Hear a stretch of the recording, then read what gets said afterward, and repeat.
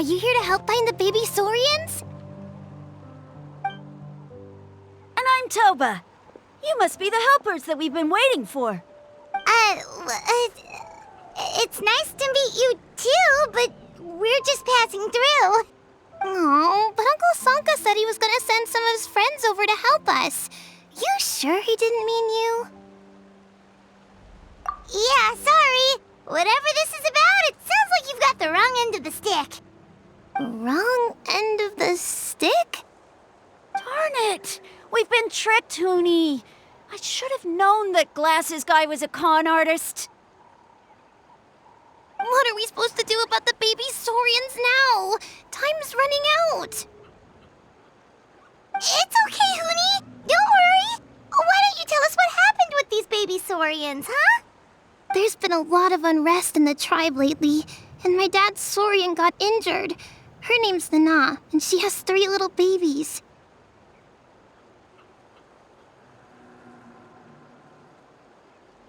After what happened to Nana, her babies were so scared that they ran off and hid.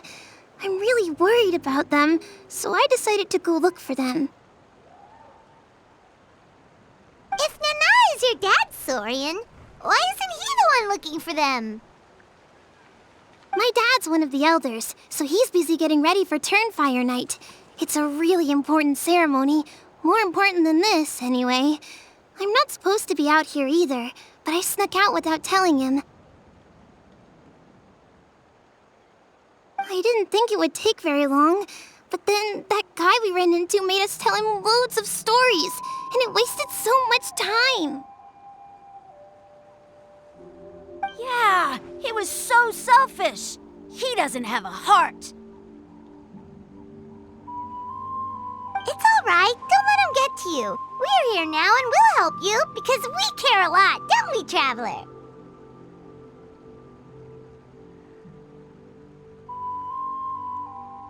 They should be. I already managed to find their tracks, and it seems like they're hiding on the cliff. Really? Wow! Thank you so much, Mr. Traveler and Miss Paimon. Awesome. You gotta be careful out on the cliffs, though. They're really steep. Even grown-ups have trouble climbing them.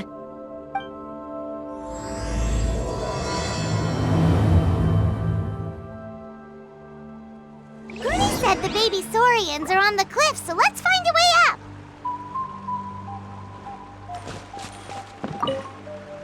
Good luck, and stay safe. We'll wait right here.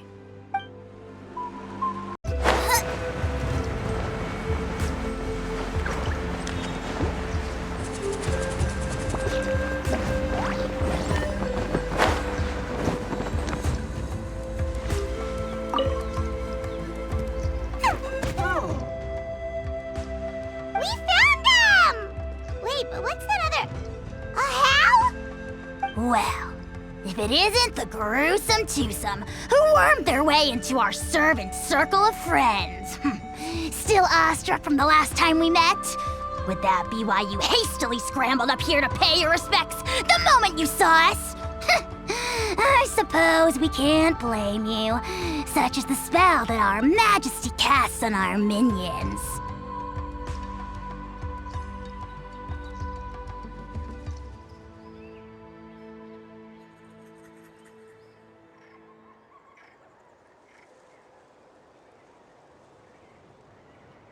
Very well. You heathens leave us no choice. The almighty Dragon Lord, Kahula shall grant you the audience that you seek. Come, pucker up. You may now kiss our feet. Wait, aren't you like Kinich's sidekick? What the heck are you going on about? You're somehow managing to be even more annoying than the last time we met. Silence! Who are you calling sidekick? We are the Dragon Supreme, sovereign ruler of the Nation of Flame. We shall have you know that last time, were it not for Kinich's earnest pleading on your behalf, you would have received not a single word of mercy.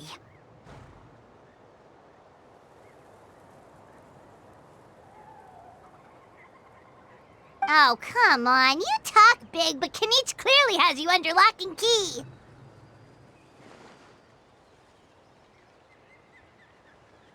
That's great, Sovereign, to you! You dare invite the wrath of the almighty Dragon Lord, Kahula-How! You will burn in Turnfire for 1,000 years for your blasphemy! If you must know, our humble servant begged us to investigate an abyss incident near Hoytsidlan, and we chose to grant his request. Abyss incident? See this little lizard? Its mother, a medium-sized lizard, came under the influence of abyssal power. In her confusion, she attacked my servant's tribe, then assailed her own offspring. Yikes. So how is she doing now? She was but a lowly bug fighting against the power of the abyss. Naturally, she has departed for the Night Kingdom. Such a fragile creature. Apparently, she ended her struggle by leaping from a cliff. Leaping from a cliff? My dear anemic flying ant, as addled with questions as your head may be, please keep them to yourself and wipe that absurd expression off your face. We are the almighty Dragon Lord Kahula-How, not a wish-granting fountain. Anemic flying ant! Just you wait. Two can play at the ugly nickname game. We sense a faint abyssal energy. An evil sorcerer must be lurking nearby, but they are well hidden. If you encounter any suspicious outlanders, be sure to give them a robust interrogation.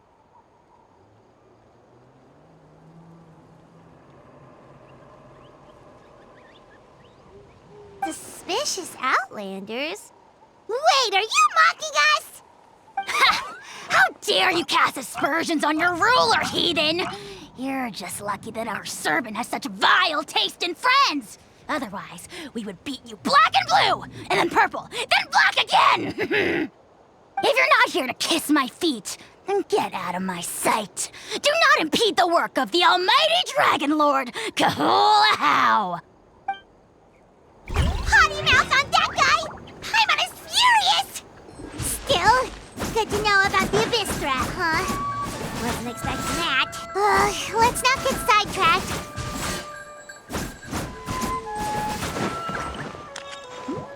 Race you!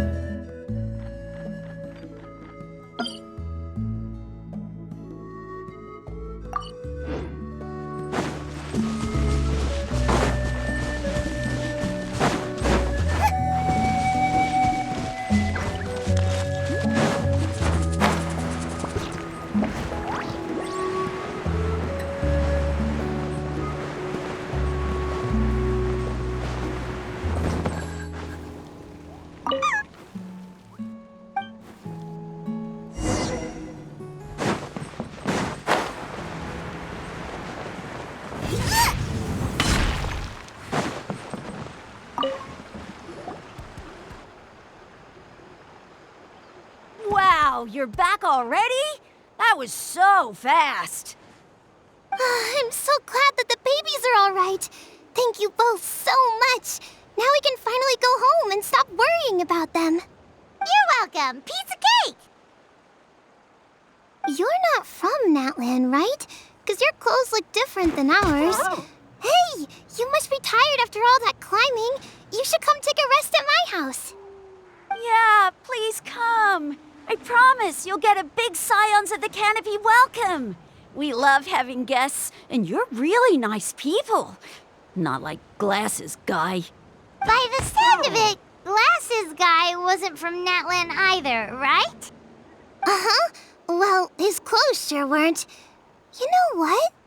Now that I think about it, there was something really fishy about him. Really? Maybe he was the suspicious outlander that Ahau mentioned. Sure, if you're interested. Oh, let me think. How did the conversation go again? Oh, please, mister. I've told you so many stories already. When are you gonna help me find the baby Saurians?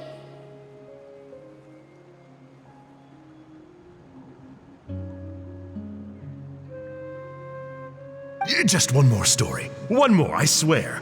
Why don't you tell me more about that ball of fire?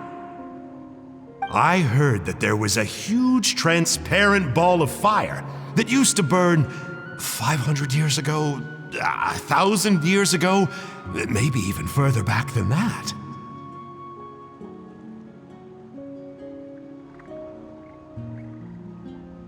Oh, you mean Turnfire. That's where the ancient name Malipo comes from. Oh, wow. So it was the origin of an ancient name. That's impressive. There's a story behind every ancient name. The legend goes that the Turnfire first appeared in the era of the Grand Alliance. It was used by the tyrant Khan to rule over Natlan and oppress anyone who opposed him. Turnfire is different from normal fire. If you get set on fire with it, you'll feel horrible burning pain from behind you, but you won't die from it right away. And whatever you do, you mustn't turn back to look at it.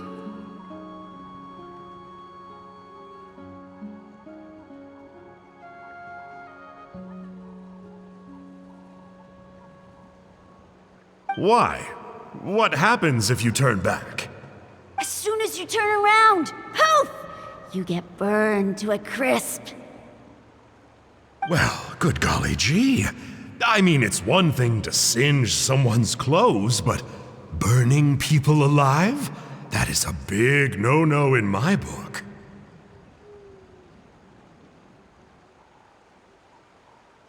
Right? How nasty is it to burn someone from behind and not even let them turn around to look? Khan really was an evil tyrant. Yes, shocking behavior. Now, let me guess. Eventually, a valiant hero came to save the day? That's usually how these stories go. Good guess, Uncle Glasses. Seems like you really know your stuff. The hero was called Yupanqui. He's the ancestor of our tribe.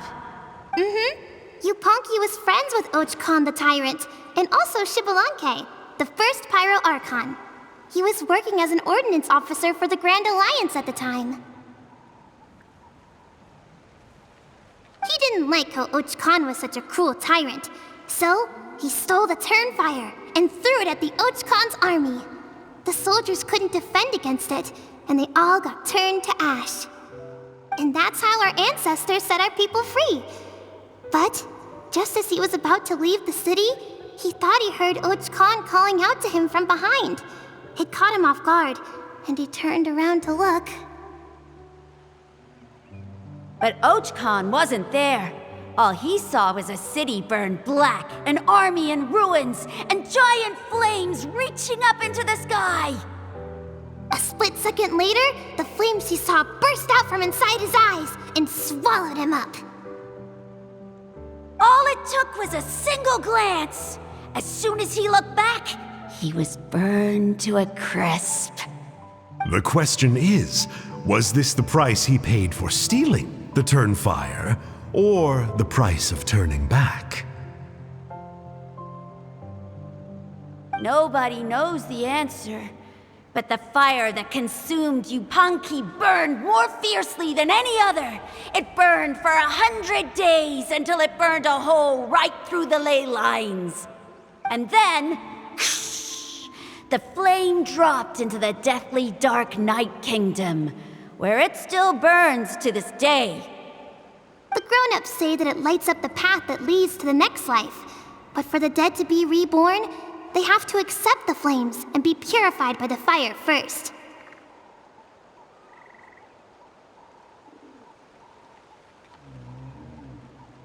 It's like a final look back at your life, where you have to answer for everything you did. Anyway, that's the story of Yupanqui's Turnfire.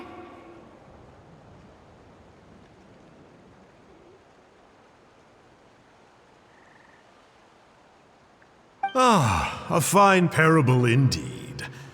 So, is it true? Is it really possible to find this fire in the Night Kingdom? I don't know. I think it's just a story. Either way, I assume this name has been passed down in your tribe ever since?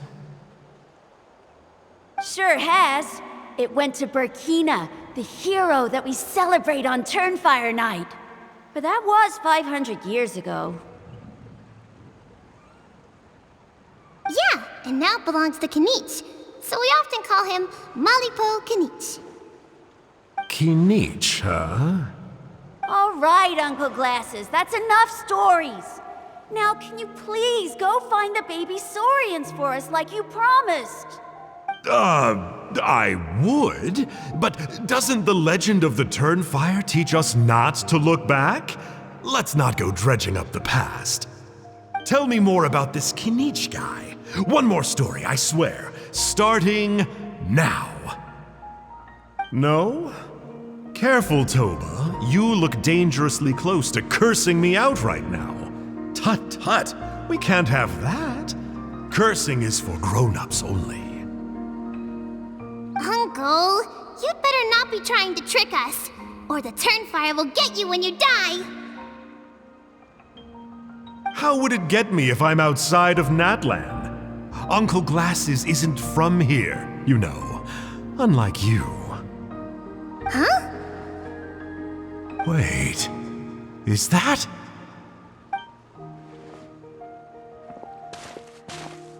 All right, kiddos. I'm a man of my word. 2 of my friends are on their way here, and, yeah, they'll help you out on my behalf. Work them like dogs, okay? That's what they're here for. Don't go easy on them just for my sake. Really? Well, first, can you tell us your name?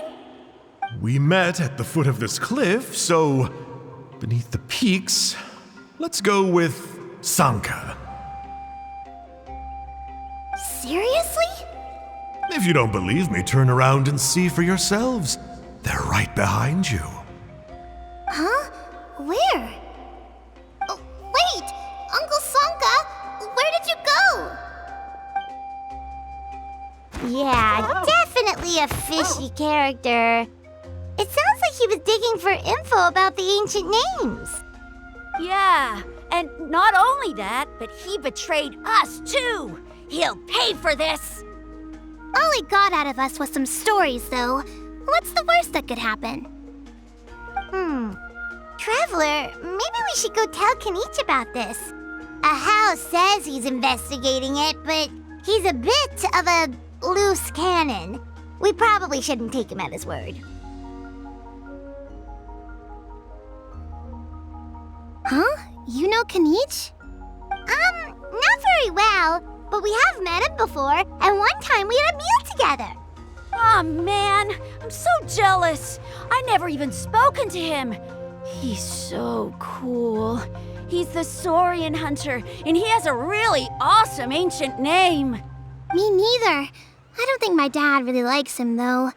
He always tells me to stay away from him. Probably because of that little creep he always hangs out with. He's nasty, and he's so full of himself.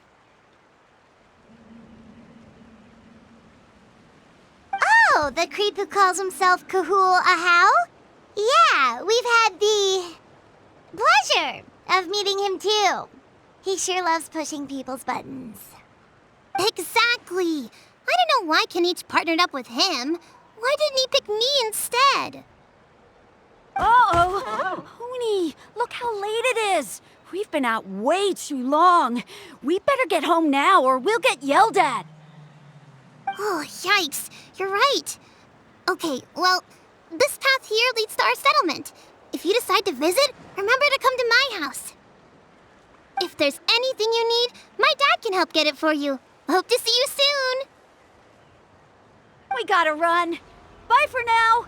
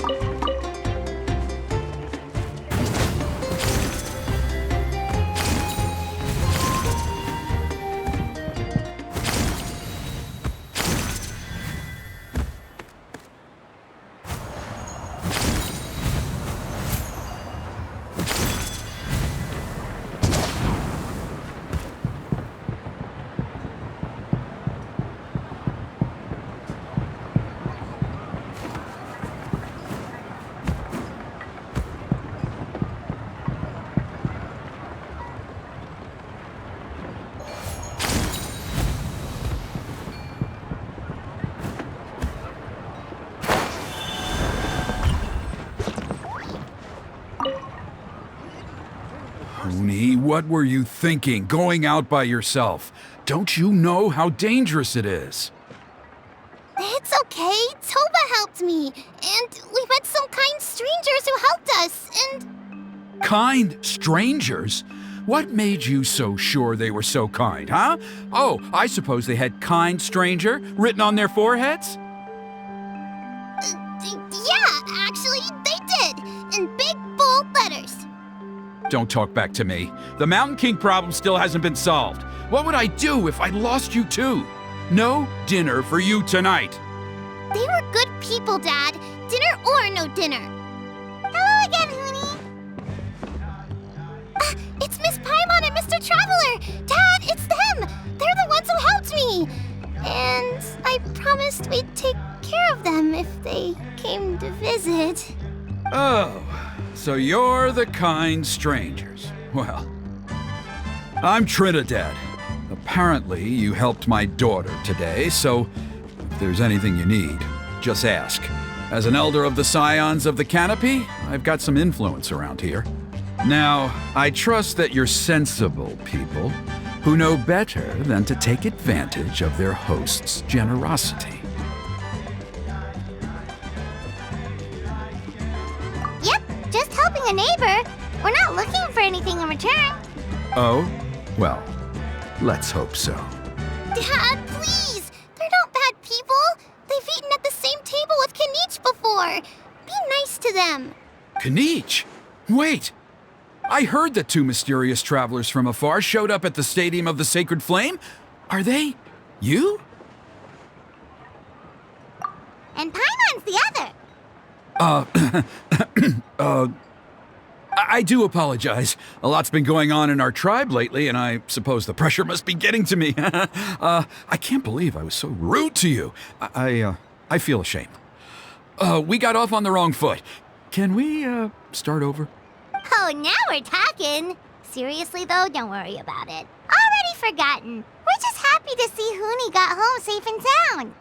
Oh, you just arrived, I take it, and it would be my honor to give you a hero's welcome tonight.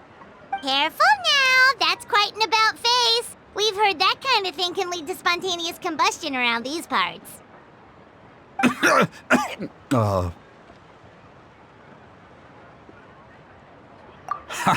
My dear traveler, you are very perceptive indeed. Go inside now, Hoonie. Dad's got some important business to discuss. Okay. Look after Mr. Traveler and Miss Paimon. They're very special guests. Well, we'll hear you out, but we can't make any promises that we'll be able to help. Well, this is a matter of utmost importance. Please, allow me to explain. For many years, our tribe has celebrated the Turnfire Night.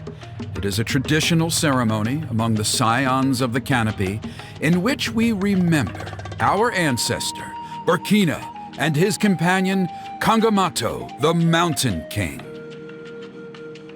Burkina was a hero who bore the ancient name Malipo, and Kangamato was a powerful Yupanqui warrior.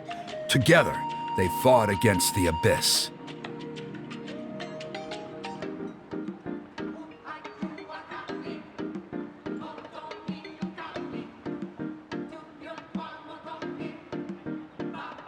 They were victorious, but it came at a great cost. Burkina paid with his life.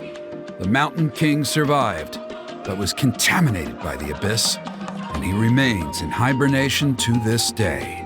Normally, Yupanqui never live longer than a century.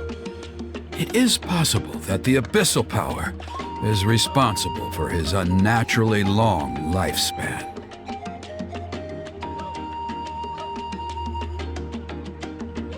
Oh, that's right. The Mountain King is a living symbol of our glory, but even this glory comes at a price. The abyssal power inside him is highly sensitive, and when it is disturbed, he awakens and flies into a blind rage, attacking anything that moves. So, besides the ceremony, another important part of Turnfire Night each year is cleansing the abyssal power inside the Mountain King so that he will remain sound asleep. However, abyss-related incidents have been on the rise in that land lately, as I'm sure you're both aware. As a result, it has become increasingly difficult to keep the Mountain King in hibernation. Only 5 months have passed since the last Turnfire Night, and he's already showing signs of instability. Has he woken up again? He has. We managed to contain the situation by performing a makeshift ceremony right away, but it was a close call. He could reawaken at any moment. Also, he attacked and wounded my companion, Nana, during the ceremony. She became contaminated by the abyss as a result, and... We heard. Such a tragedy. We're really sorry for your loss. Yes, and Nana wasn't the first. Anyway, right now we're preparing for an exceptional Turnfire Night ceremony, and we need to find a suitable flame bearer. From what I've heard about your adventures, I believe you would be perfect for the role. Of course. Plus, he's a bona fide hero who inherited the Malipo name. Oh, you mean Kinich? Yes, he's the one. A hero, worth his weight in gold. And unfortunately for us, he's all too aware of that. No prizes for guessing what he said when I asked him to host a Turnfire Night outside of the annual schedule.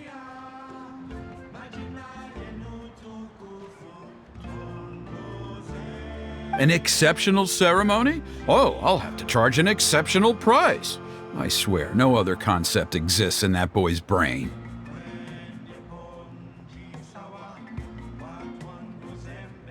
I'm not the one to usually talk about people behind their backs, but I'm convinced the Wayab got hit on the head and took a wrong turn the day it chose to give that ancient name to him. I mean, have you ever heard of a hero whose mantra is, "What's your asking price?" Oh, and don't get me started on that insufferable Ahau he hangs around with. Thinks he's God's gift to mankind. Pompous fool. Yeah, Paimon has to agree on that last part. Anyway, the fact is, the ceremony can just as easily be done without him as long as we can find someone else. And besides, you two seem like much better candidates. So, what do you think?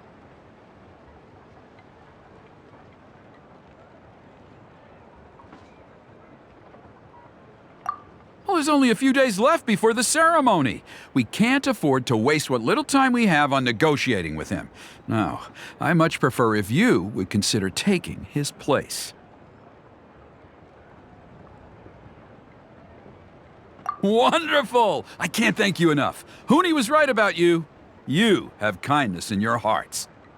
Come with me to the other side of the mountain. I'll bring you up to speed on each step of the ceremony. As experienced warriors, I'm sure you'll pick it up in no time.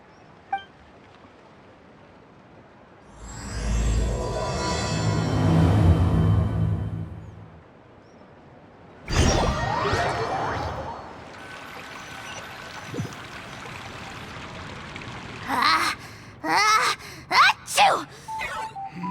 Curses! Who dares insult the great Kahula How behind his back? Oh, great Kahul Ahau, bless you.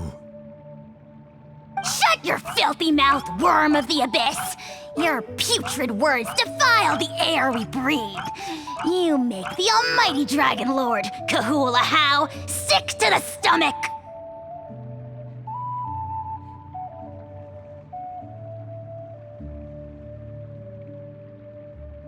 Speaking as a member of the Abyss Order, that's music to my ears. Exactly the kind of reaction we're going for. But on a personal level, I gotta say, it's pretty hurtful. Ugh, never have we heard such brazen blustering from someone who is inches from death! Up yours, Four Eyes! We spit in your face! Okay, well, that I am at a loss to explain. how do I manage to stay so chirpy and cheerful? I can only guess it's some kind of powerful magic. But I digress. Mr. Kinich, I admit it, you, sir, are a legendary hunter. Still, the only reason you caught me is that I was reluctant to run away. You see, I'm very interested in the lore of your tribe. Okay. Is that it? Kay? Aren't you intrigued to know what it is about you guys that prompted a visit from the abyss? It's the extreme sports! The other day, I narrowly avoided getting hit by a very brave soul who just leaped off a cliff. I think you call it bungee jumping? Anyway, I was very impressed. That is what I call embracing the spirit of adventure. Look, I even did a painting inspired by the bravery and freedom of the scions of the canopy. You scum-sucking swine! Ugh, I swear, if you go bungee jumping, it'll be without a rope! Head first off the tallest cliff, with a band of hunters on your tail, and nowhere left to run, and a bottomless cesspit waiting for you on the ground. You say that, but I get the sense that Mr. Kinich isn't planning to take my life right now. On top of that, I'm tired of spying on you from afar. So why don't we just negotiate a comfortable operating distance that works for both of us? I've heard that the most important thing in human relationships is to respect each other's boundaries. What do you say, Mr. Kinich? Or you could tell me what it is you're really after. What? And then I'll name my price.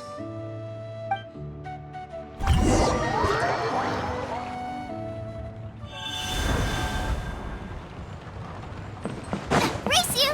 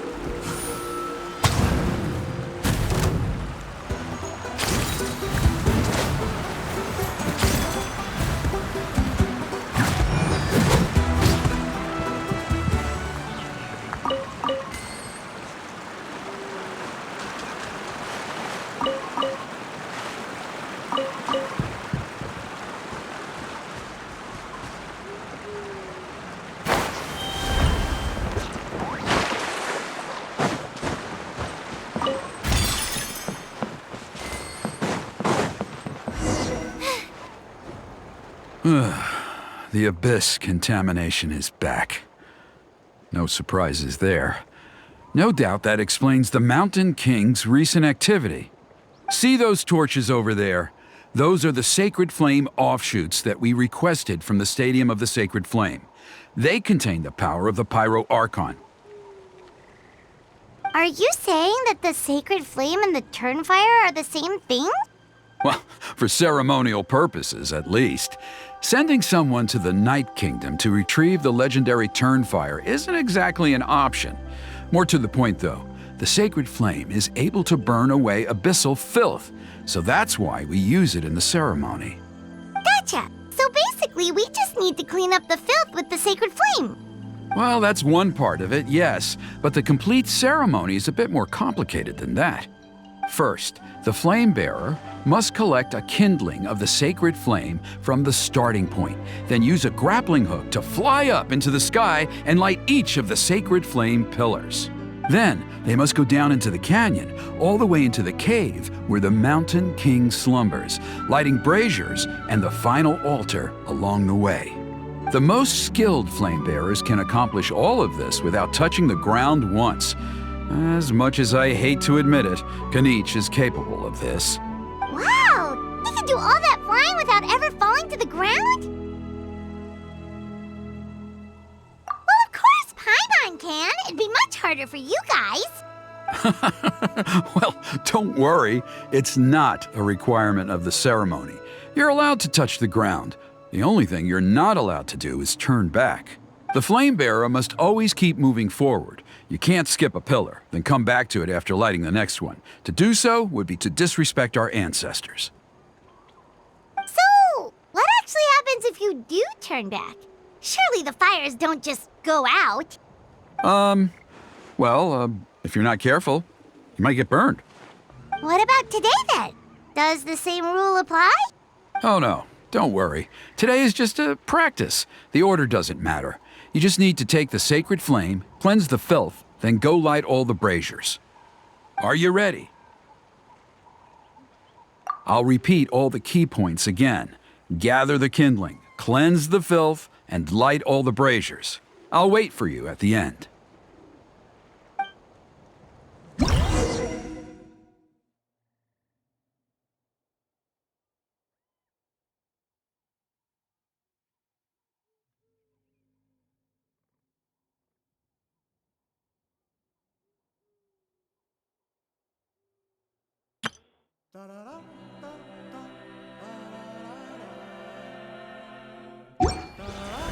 If there's nothing better to do, we could go foraging for ingredients. All right, let's use this kindling to complete our mission. There's abyssal filth over there. Let's burn it away with the sacred flame.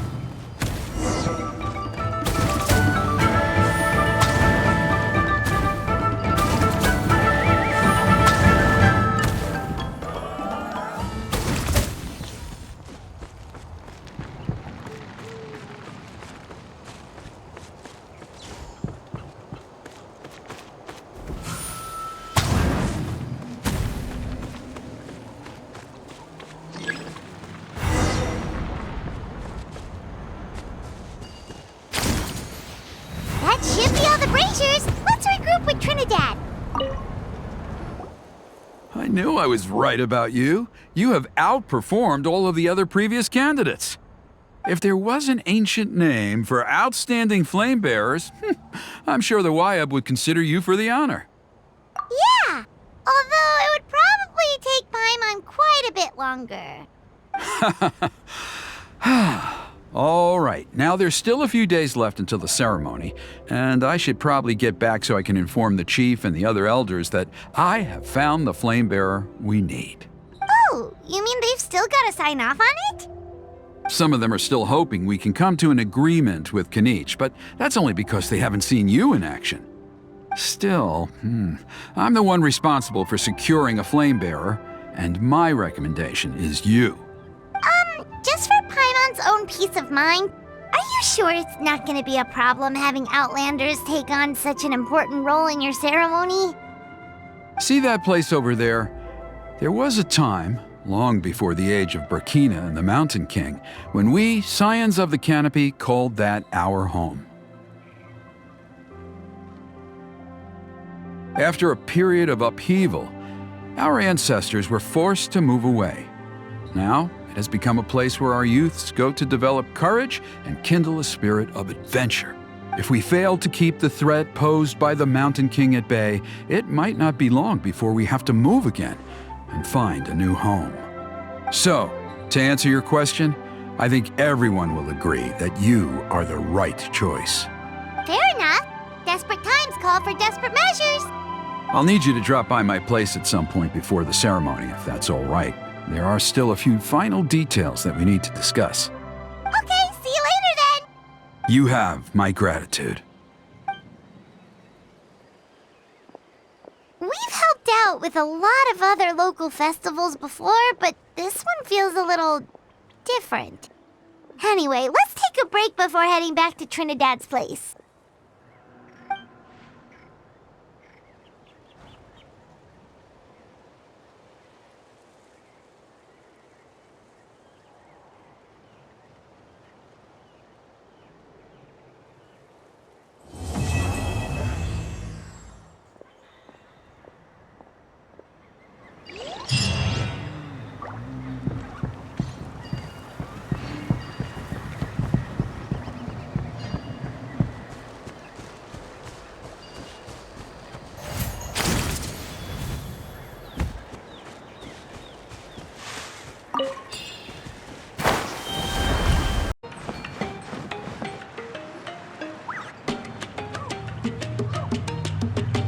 Traveler? Paimon? Kinich! Fancy meeting you here. We've actually been looking for you. I'll get straight to the point. I hear you accepted a proposal from Elder Trinidad. Oh, the, Turnfire Knight, you mean. You were still his first choice. It's just... Oh, jeez. It's not what it looks like, promise. Chill, it's cool. I only mention it because there's something you should know. And I suspect Elder Trinidad hasn't been completely forthcoming with you. His true intention is to resolve the Mountain King problem once and for all.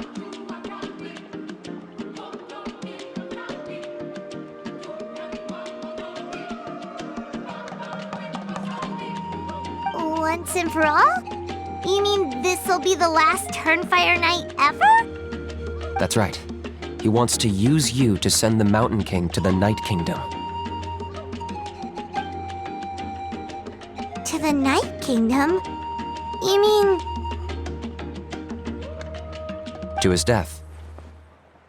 Whoa! Are you serious right now? You shouldn't go blurting out accusations like that. It could get you in trouble. Too blunt? Okay. I'll phrase it more gently. There is potentially a possibility that Elder Trinidad may be hoping that during the course of the ceremony, you kill the Mountain King dead. But that's ridiculous! He told us the Mountain King is a living symbol of your tribe's glory! And that glory comes at a price.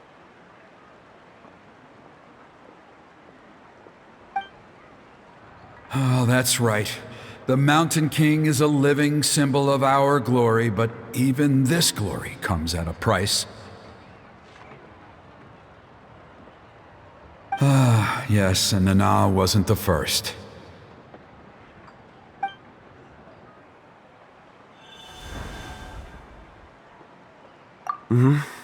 She likely won't be the last to lose her life either.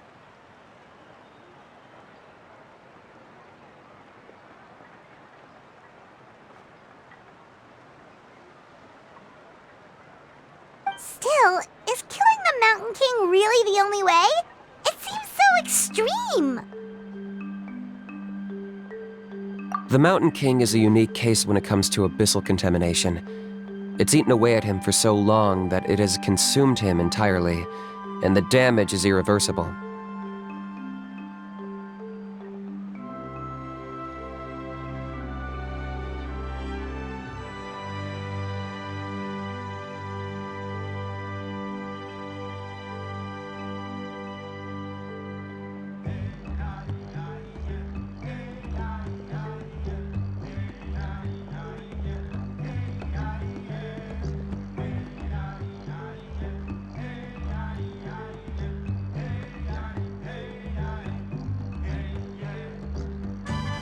That evil power has both driven him insane and kept him alive over the centuries.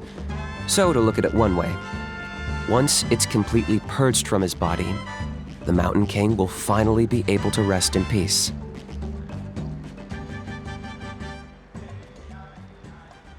In past ceremonies, we've only purged around half of the abyssal power. This was to strike a balance, to keep him alive, but also keep him asleep.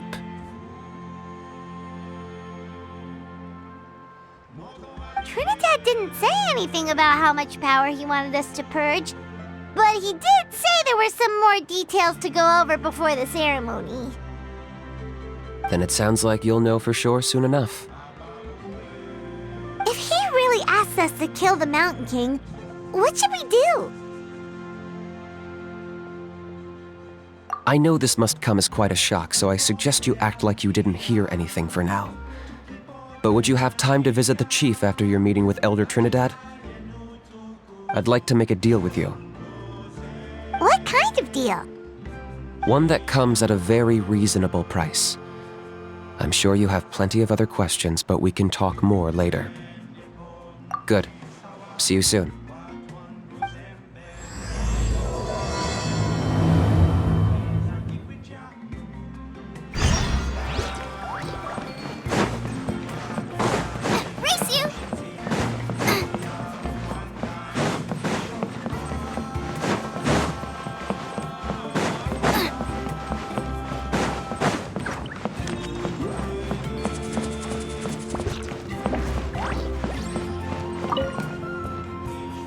Ah, mighty Outlanders, you have returned.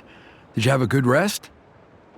It was, pretty good, yeah.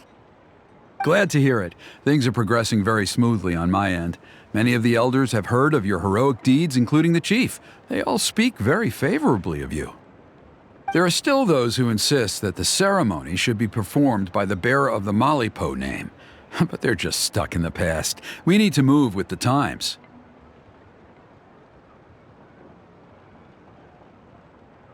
Plus, Kinich doesn't want to do it anyway. Exactly. So, now, it's time for us to discuss the finer details of the ceremony.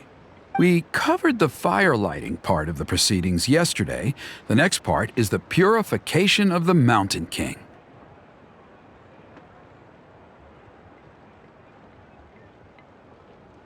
It's quite simple. You just need to use the sacred flame. We've done it plenty of times before, and it's always very routine. I'm sure you won't have any problems. One point I'd like to stress, though, is that you need to burn away as much of the abyssal energy as you possibly can. The more we dispel, the longer the Mountain King will remain asleep.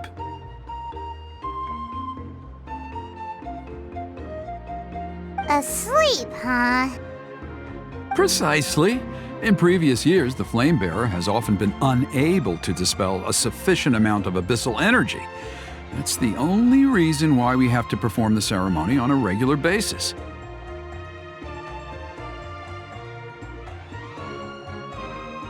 But I understand that you have a lot of experience fighting against the Abyss, and you seemed to wield the sacred flame quite effortlessly yesterday.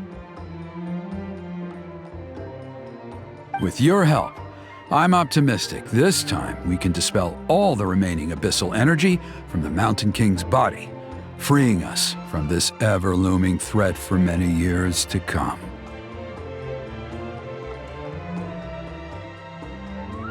traveler. So this doesn't faze you at all, huh? You clearly have a lot of confidence in yourself. If that's all you really need to know, the ceremony's in 3 days. I'll come and fetch you when we're ready. In the meantime, feel free to take a look around our settlement. It would mean a lot to the elders if you got to know some of our people. And if you wouldn't mind helping them out with a few errands here and there, that would be even better. So now we have extra errands to run? Maybe we should add a little extra to the price. Just a humble suggestion, that's all. It will help you gain the respect of our people, and as a mighty hero, I truly believe that's what you deserve. I'll be sticking around for the next few days, so if you have any questions, you know where to find me. Seems like Kinich was right. We should go meet up with him right away.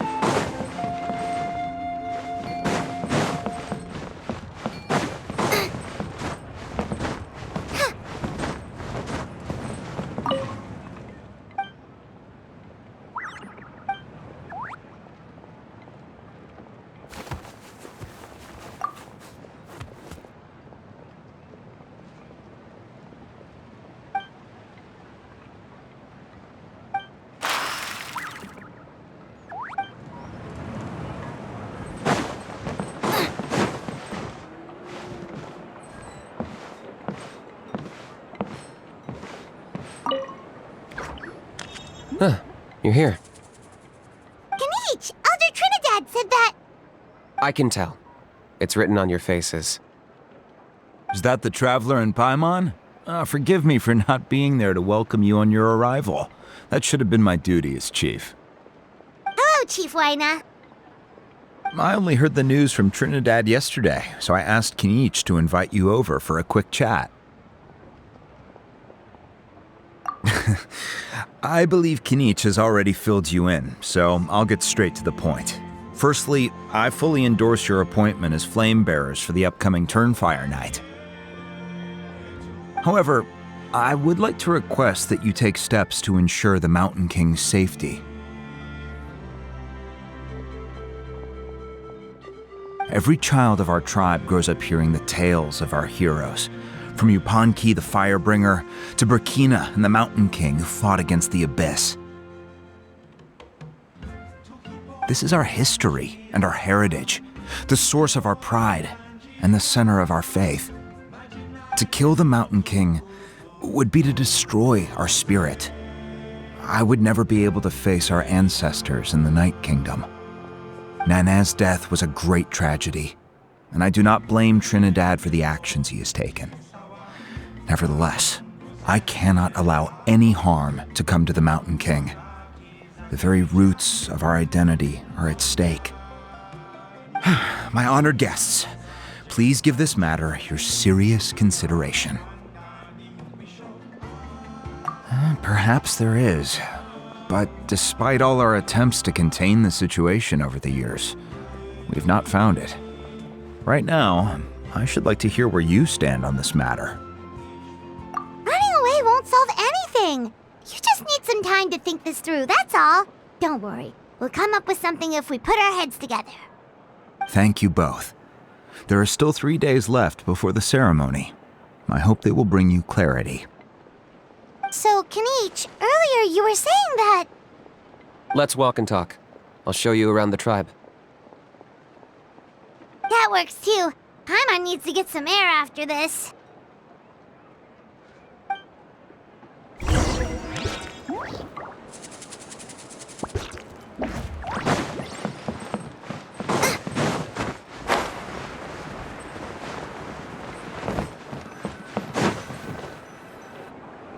Kinich, Paimon finally understands why you turned Trinidad down. You knew what he was planning, didn't you?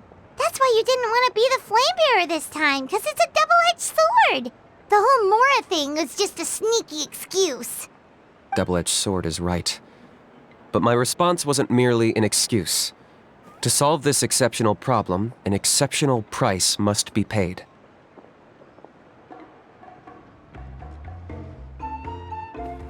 I'm working on it. Really? What In a moment. Didn't you have a question you were about to ask me?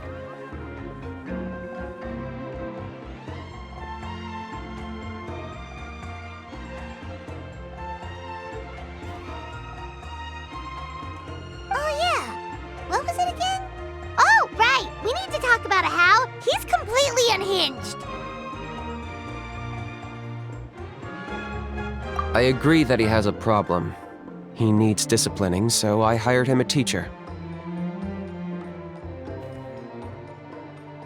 You got him a teacher? Oh, Paimon would love to see him get scolded for bad behavior. Anyway, moving on. When we ran into a house, he said you two were investigating some abyss thing together. Is that related to the whole Mountain King situation?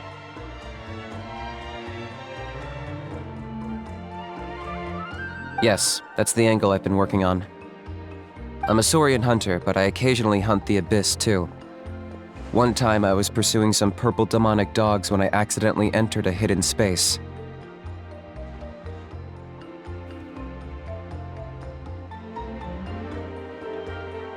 I did some research after the fact. Apparently they're known as beastly rifts, and there are many of them of all different sizes. That's where those purple dogs were coming from.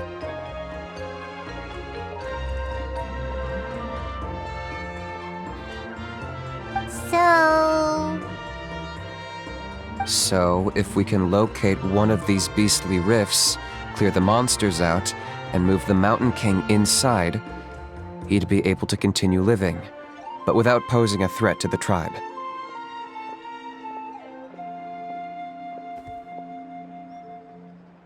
Whoa, that sounds kinda crazy. Would it really work? It's not without its risks, of course. There's a lot of unknowns in the equation. For instance, for all we know, a prolonged period inside the rift could make the Mountain King's condition worse. Still, we desperately need something like this, even just as a temporary measure. You've seen the conflict the issue is causing in our tribe for yourselves, and believe me, it's been a long time coming. The chief is adamant about keeping the Mountain King alive, whatever happens. Paimon can understand. It's less about the Mountain King and more about preserving your culture and heritage. Yes, but on the flip side, you've got people like Elder Trinidad, who is more concerned about protecting the people he cares about now and into the future. And he has every right to take that view. It's one thing to try and preserve the last remnants of a glorious past, but making your kin pay the price for it? No one can seriously tell them that's a fair trade. You're right. There's no easy answers here. Let's leave that to one side for a moment and assume we go with your plan. How do you actually intend to find one of these beastly rifts? Because at least in our experience, the dogs open the rifts when they want to attack us, not the other way around. I think I know a way. You have any better ideas? Not at the moment, but it just feels like using the power of the Abyss for our own ends isn't gonna end well. After all, the Abyss is what turned the Mountain King into a monster in the first place. People are gonna think you've lost your marbles. If it doesn't end well, then that's the price we pay. Everything in the world comes at a price. Even when Yupanqui, the Firebringer, stole the Turnfire, it cost him dearly. The Mountain King's erratic outbursts have brought tensions within the tribe to a boiling point. Unless this gets resolved quickly, everyone will be stuck in a stalemate. All right. So what's this deal you wanted to make with us? We're hardly experts on exploiting abyssal power. All I need you to do is keep people away from me. I'm getting harassed on a daily basis by people trying to convince me to be the flame bearer. I can't afford to waste all my energy dealing with them. If you help me out, there will be a gift for you in return. Ooh, what kind of gift? Something well worth your while, I'd say. Just keep doing what you've been doing. integrate yourself with the tribespeople so everyone comes to terms with the fact that we have a new flame bearer. That way, I won't have an endless stream of people coming to beg me to join the ceremony, and I can focus on finding a way to summon the beastly rift. Then, when the day of the ceremony comes, we'll move the Mountain King into his new home. Still sounds pretty crazy. Even for a daredevil like you, that's dangerous. And even if it works, what if neither Chief Wyna nor Elder Trinidad are happy with it? Have you thought about what you'd do then? At least the two of them would finally be on the same side of the issue, leaving only me on the opposing side. The tribe needs leaders like them far more than a Saurian hunter for hire like me.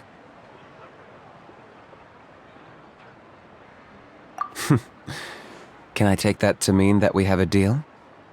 For sure. And who knows? Maybe we'll come up with an even better solution to all of this in the next couple of days. Great. Well, for the next couple of days, please spend some time among the tribe and lend a hand wherever you can. I'm sure everyone will be swept off their feet when they meet our new flame bearer.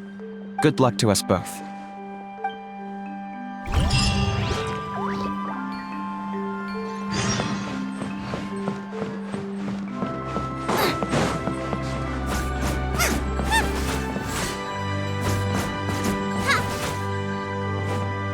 Okay, task for the day. Meet the tribespeople and take some heat off of Kinich's back.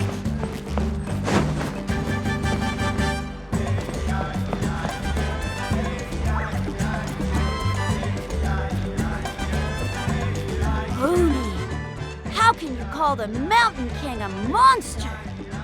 Because he hurt a lot of people. And look what happened to Nana. But it wasn't on purpose. The Mountain King is sick, that's all. He's been hurt by the abyss. That's true. But the fact remains that he's now a threat to all of us. How can you be so harsh to someone who's sick? If you don't take back what you just said, I don't know if we can carry on being friends. Toba, Huni, what's wrong? Huni's saying nasty things about the Mountain King. It's not right. He's our hero. Once upon a time, maybe, but not anymore. Yesterday, maybe, but not anymore. Toba? Fine. I guess my dad is right. Things change, and you just have to accept it and move forward. As of today, our friendship is over. There's no going back. Oh, come on, cut it out, you two. We have some great news to tell you. The Traveler is gonna be the flame bearer for the next Turnfire night. He's gonna do a beautiful ceremony and cure the Mountain King's illness for good. What? Really? So that's what my dad wanted to talk to you about? To be fair, from what we saw the other day, you are pretty good at climbing cliffs. Probably just as good as Kinich. Wait, speaking of Kinich, where even is that guy? Oh yeah, good question. Is he not coming to the ceremony anymore? We can get him to come, but if he catches you two fighting again, he won't be happy. He'll be sure to give you both a piece of his mind. No, we can't let that happen. I've never even spoken to him before. I can't afford to make such a bad first impression. I didn't mean to argue with Toba. All I said was that the Mountain King has done some pretty bad things. He was the one who turned it into a fight.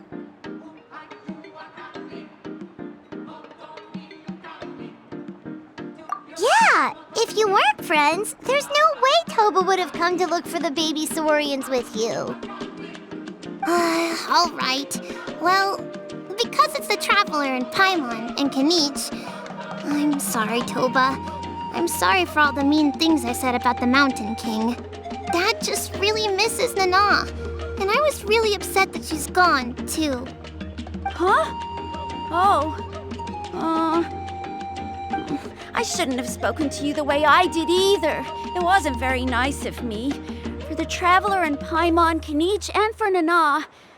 I'm sorry too, Huni. That's more like it. Now you're best friends again. Guess so. Toba, if I ever say something mean about the Mountain King in the future, I'll make sure I say it to someone else, and not you. I'd better go buy some colored cloth for my dad now. He needs it for Turnfire night. Let's play again some other time. See you, Toba. See you, Traveler and Paimon. Okay. I'll head home as well then. See you next time. Okay, take care, you two. Even though they said they're sorry, it looks like their friendship isn't as strong as it was before. Let's just hope we can solve this once and for all. Come on, let's move on.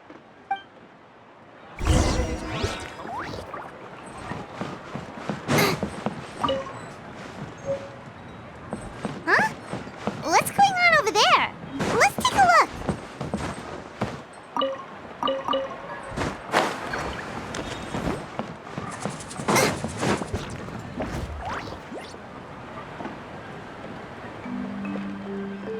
Hey there! What's happening here? A rehearsal for the Turnfire night dance. Ooh, there's a dance involved? Paimon wants to learn too! You don't know it? I guess you're not from these parts, huh? It's rare to see a new face around the tribe these days. I thought everyone would be keeping away. Why do you say that? Because of the Turnfire night, of course. The Mountain King could wake up at any time. That's why we're holding an emergency ceremony. This isn't one of those fun and games festivals. For outsiders, it might even be a little dangerous. Well, did you know that the Flame Bearer this time is actually gonna be an outsider? Oh, I did hear about that. It's a first for sure. I would have loved to meet them in person. What? Oh, it's you? Man, oh man. Well, this is a nice surprise. It's funny. I was just thinking that I'll probably miss out on meeting the new Flame Bearer since I'm not taking part this time around. Then suddenly, there you are. Must be my lucky day. You're not taking part in the Turnfire night? How come? You're not an outsider too, are you? You must be joking. Watch this.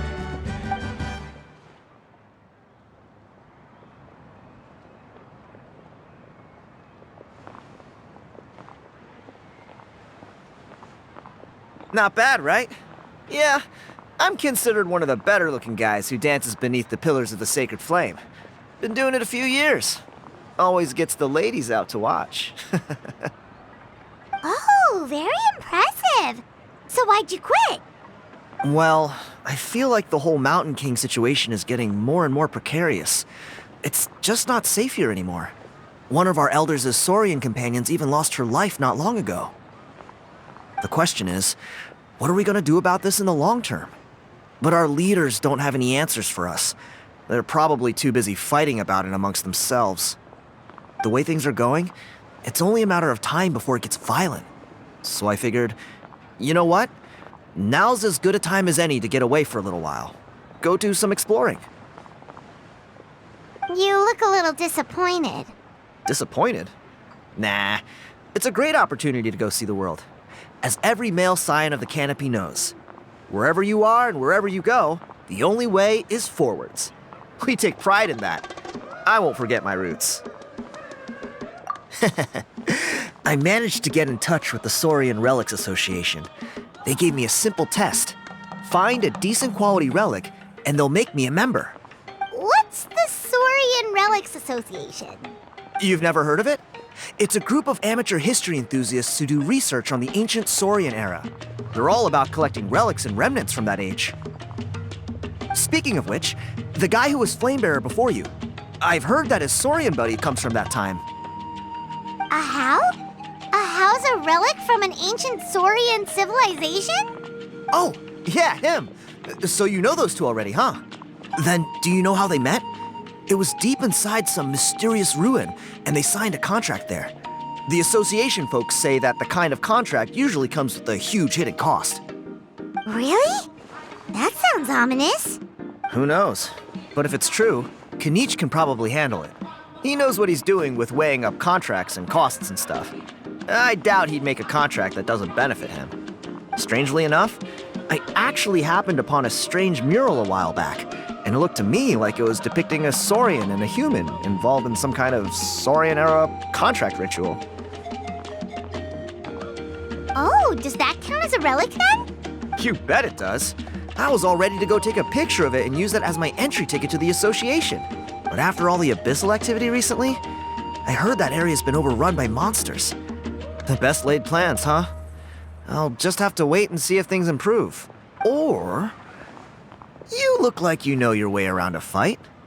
I don't suppose there's any chance you'd be able to help? If all you need to get is a picture, that should be pretty achievable, right? The Traveler deals with monsters all the time. It's a piece of cake. Wait, you're seriously gonna help me out? Come on, it's no big deal. Compared to some of the things we've been roped into before, this is nothing. Pyro Archon above, you two have hearts of gold, you know that? You're the kind of people who could dive into the Turnfire deep in the bowels of the Night Kingdom, and it wouldn't burn a single hair off your head. Of course it is. All right, come with me. I'll show you the way.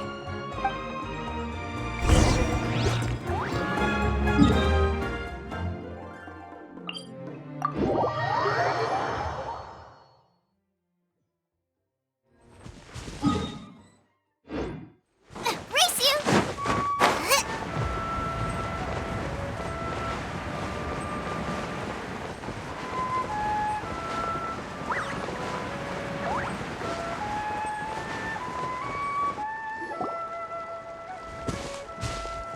There it is. It's inside these ruins. As you can see, the place is crawling with monsters. Alrighty then. Stay back and take cover, Tiago. This could get dangerous. We'll take care of them. Great minds think alike. I'm not about to cramp your style.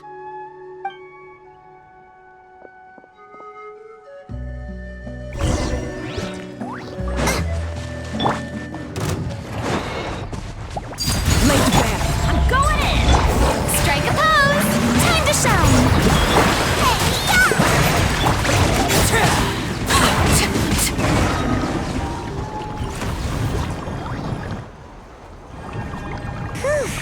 That should be the last of them. It's a good thing Tiago had the sense to stay in his hiding place, or things could have gotten really hairy for him. Hey, look! That's gotta be it, right? Definitely looks like a mural.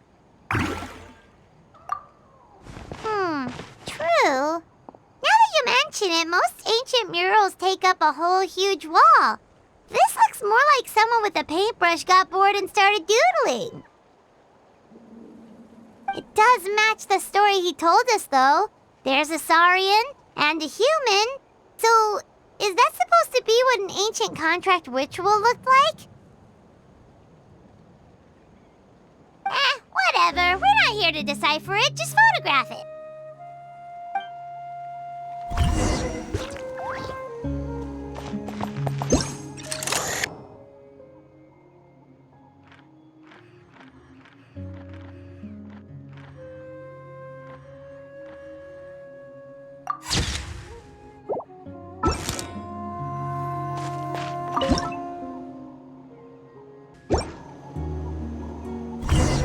That's a wrap. Let's take it back to Tiago.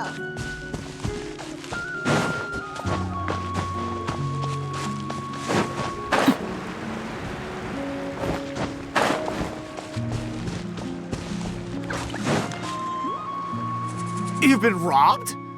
Oh, Ponche. And I thought my luck was bad. Oh, I put blood, sweat, and tears into that, and now I've got nothing to show for it. Some gap-toothed goon stole it from me.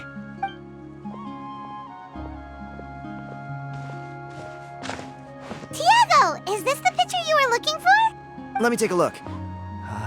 Yep, that's the one. Pyro Archon above, you two are superhumans. Hey, Ponche, come and say hi to these guys. They're gonna be the new flame bearers, and they're tough as nails. Wait, Are you the Traveler and Paimon? Huh? You already know each other? I don't think so. My nephew Toba's been telling everyone about you. He says you're crazy strong, super friendly, that you helped him out, and that you're gonna be our flame bearers this Turnfire night. Oh, so you're Toba's uncle. Great to meet you, sir. Sounds like we managed to make a bit of a name for ourselves. Toba's not wrong, my friend. These two are honestly some of the nicest, most genuine people I've ever met. Everyone speaks incredibly highly of them. Seriously. If you're comfortable telling them about what happened, I guarantee you they'll sort it out in no time. Really? All I want is to get the fruits of my labor back. Allow me to explain. Ponche is a well-known scholar within our tribe, author of the widely acclaimed book, Yupanqui's Turnfire. Unfortunately, the book was stolen by a treasure hoarder a few hours ago. I spent years of my life researching that book. I visited every last ruin, interviewed every descendant of every hero in our history. On the word Malipo alone, I covered at least 5 different interpretations of the meaning based on accounts from different villages. It was an unparalleled masterpiece. And now it's all gone. That little goon ambushed me during my morning walk. He snatched all of my belongings, including my entire manuscript. That book was everything to him. It's like they robbed him of his soul when they took it. Look at him. Lost and listless. He's a shell of the man he was. Dear honored guests of our clan, I am but a helpless old student. If only for Toba and Tiago's sake, please help me, I beg of you. See what I mean, Ponche? Now you've run into these two, your luck's about to change, big time. I don't know if he's still there, but come on, I'll take you.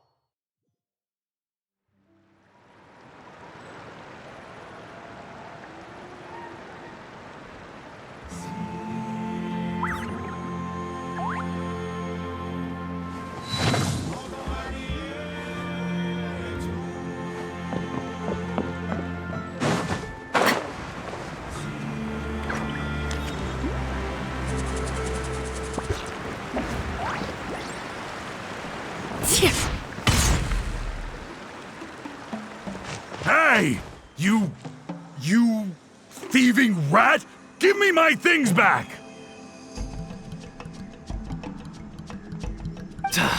What do you want now, you old bum? God, you're a waste of space. Prepare to get shoved butt first into a tree hollow. Oh, what's this? Brought a little bodyguard with you, huh? All right, let's see what you've got. What's this? Eat dirt, suckers!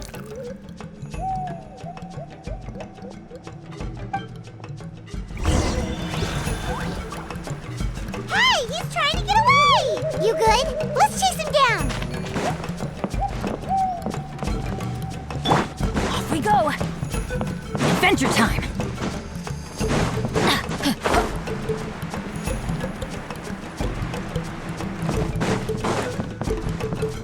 Adventure time!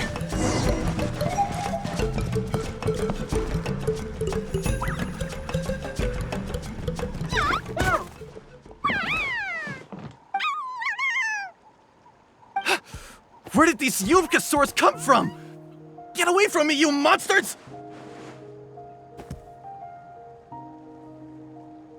Oh, the baby saurians are blocking his path! Stop, please! By all the warriors, heroes, gods, and kings, I can't run any longer!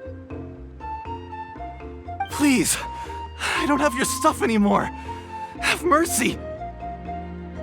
Oh yeah? Well, where is it then? I threw it away. You threw it away? The old bum's bag didn't have a single mora in it. Just a tatty old book, worn out pens, and some old rags. All that time lying in wait was for nothing. I was so mad I just threw all of it away. Is that really the truth? Okay then, where did you throw it away?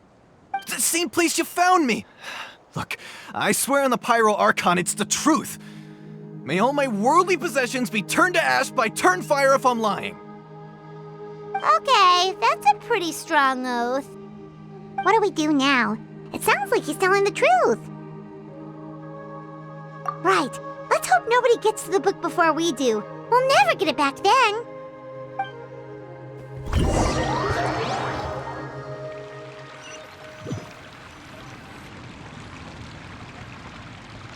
Although the Turnfire is a heroic symbol in Hoytzatlan, it always comes with the more ominous implication of eventual tragedy. This holds true for all bearers of this ancient name in recorded history. Each one of them died of non-natural causes, as if the specter of the Turnfire was always lurking in the background.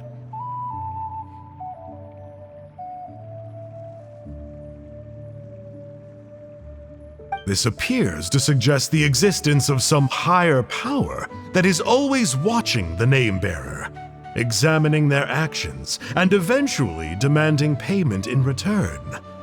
None can escape this payment, unless, perhaps, they could honestly swear by Turnfire to never make a single mistake in their entire life. Yupanqui's Turnfire. What an incredible work on ancient name philology. I can't believe it was just lying there for me to take. Let me see, the author is Ponche. Nice. A gentleman and a scholar. Silence, book muncher. The great Kahulahow will suffer your droning voice no longer. Do you truly find no joy at all in perusing such rich historical records? Joy? What joy is there in this pointless drivel? Well, it makes a pretty shocking prediction. Every bearer of the ancient name Malipo eventually meets a grisly end. Maybe that's the price you pay for the name that means price? What? You're saying Kinich will die a violent death? So I'll finally get to take over his body? When will that glorious day arrive? The great Kahulahow demands to know! Wow, you are just irredeemable, aren't you? An agent of chaos down to the core. You make us Abyss Order folks look like saints in comparison. Silence, maggot! To presume that anyone compares your kind with the great Kahulahow is sheer vanity. And if that day ever comes, oh, your doom will soon follow. You don't need to lecture me about Doomsday. Here's what I know, based on countless historical texts. All civilizations will be reduced to rubble by the passage of time. From ancient kingdoms, to heavenly thrones, to worlds beyond, there are no exceptions. But from the ruins of every civilization, the dust will rise and never settle, thus transcending the confines of time. That dust is what we call a civilization's spirit. And you, great Kahulahow, are one such speck of dust from a bygone age. I've paid dearly for the chance to observe you up close. Now, let me take a good look at you. We'll see whether any memories of that age still remain inside you.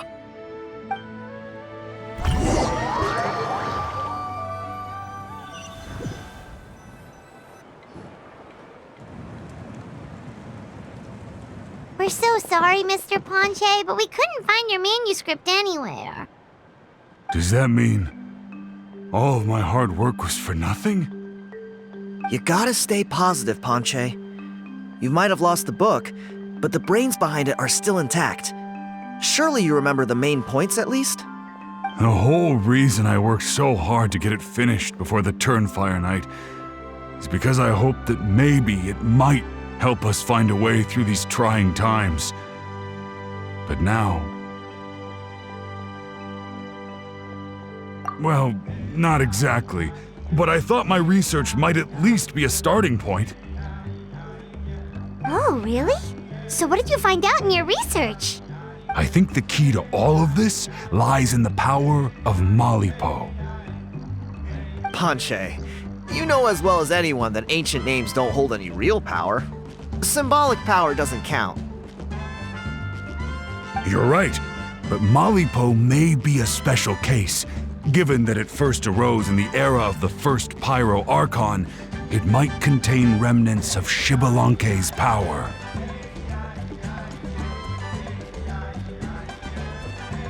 Yeah, I remember that story. My grandpa told it to me when I was a little kid. Maybe you're the special case. Most kids stop believing in that stuff by your age.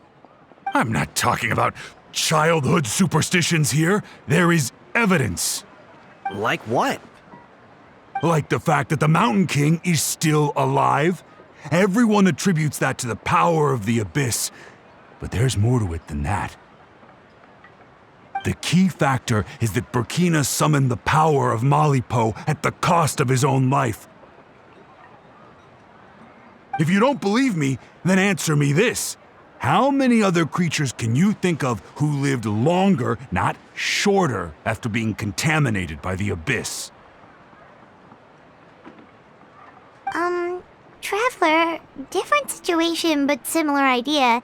Doesn't this remind you of the hilly... So, I came to the conclusion that Malipo must refer to some mysterious ritual involving a tit-for-tat exchange.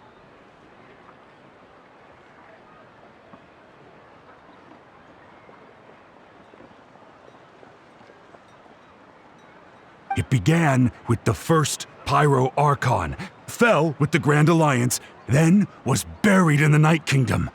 And now, it awaits the call of its new bearer. Hey. Sorry to interrupt, Ponche, but you seem to be getting a little overexcited. I'm sorry. I was originally planning on presenting my findings to Kinich. I'd hoped he would be attending the upcoming ceremony. Sounds to me like you dreamed up one fanciful theory to support another.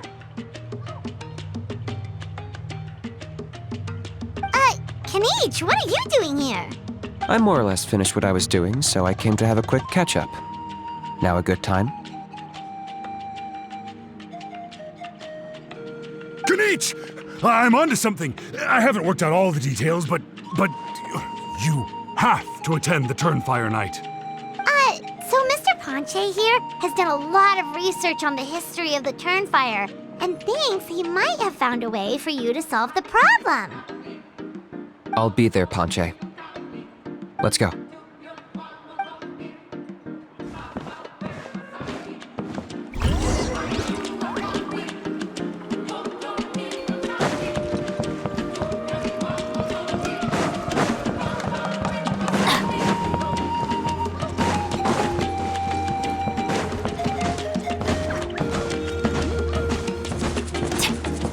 Off we go!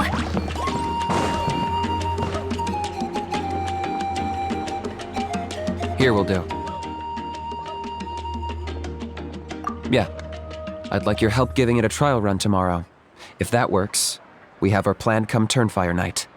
Sounds like you're not considering Ponche's idea. You heard him. He hasn't worked out the details yet. We need a more practical solution with concrete steps to follow.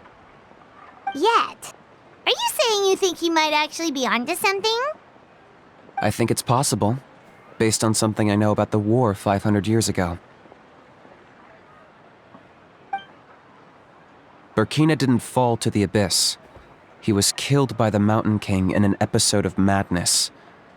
In his final moments, Burkina made the fateful decision to not fight back, and instead pass his blood and power on to the Mountain King.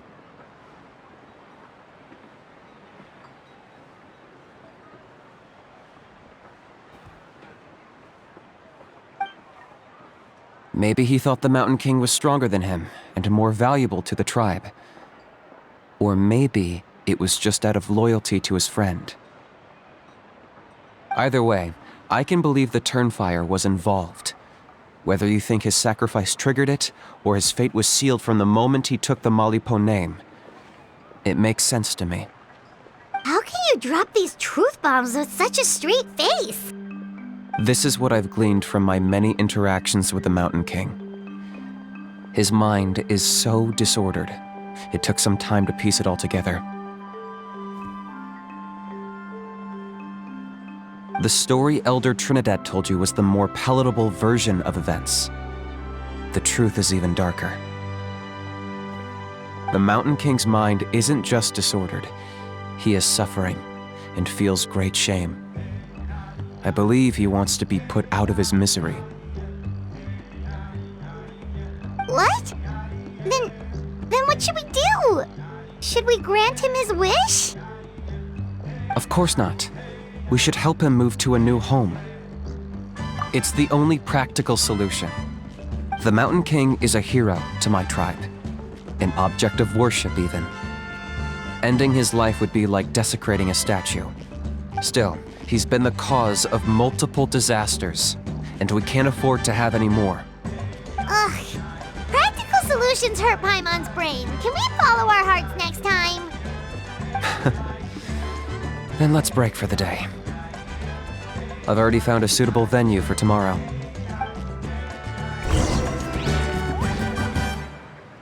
Assemble!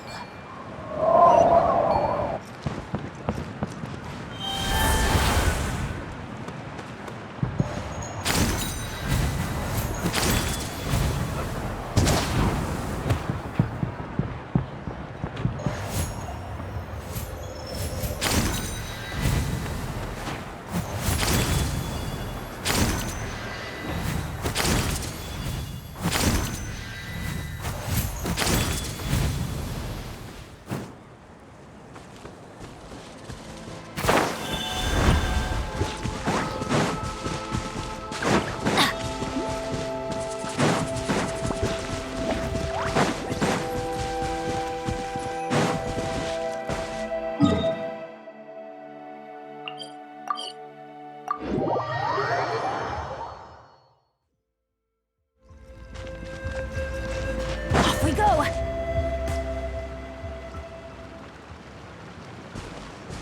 You're here. Very punctual. Oh, so the gruesome twosome come crawling back. Here to make amends after the gross irreverence you displayed last time?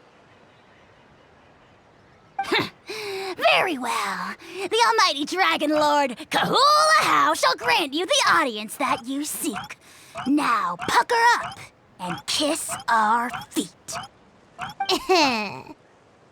Kinich, didn't you say you found him a teacher? He's just as out of control as ever! Hey! No one gets to discipline the almighty Dragon Lord Kahula. No one! Maybe because I've never had a gentle-natured companion like Paimon to compare against. Is that a compliment? Yeah, I see what I'm missing out on now. And it's a lot. Kinich! Ugh! We could drown this measly flying ant in one droplet of spit! How dare you compare her to the almighty Dragon Lord Kahula? Oh, just wait till I possess your dead body! I will commit heinous atrocities! Tear down your legacy! Destroy your reputation! Wreak havoc on your... Ugh!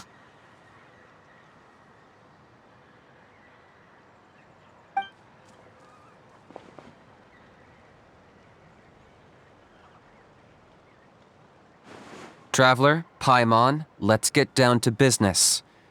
Once we've opened the beastly rift, you're welcome to toss a how in there for a couple of days. With pleasure. You don't need to ask twice. I got my hands on this device in a trade. It's meant as bait, but it'll also stabilize the abyssal energy.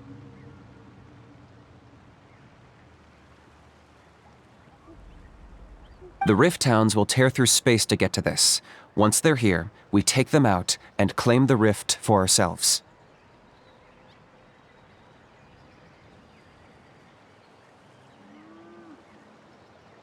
You'll find out soon enough. First, let's try this out.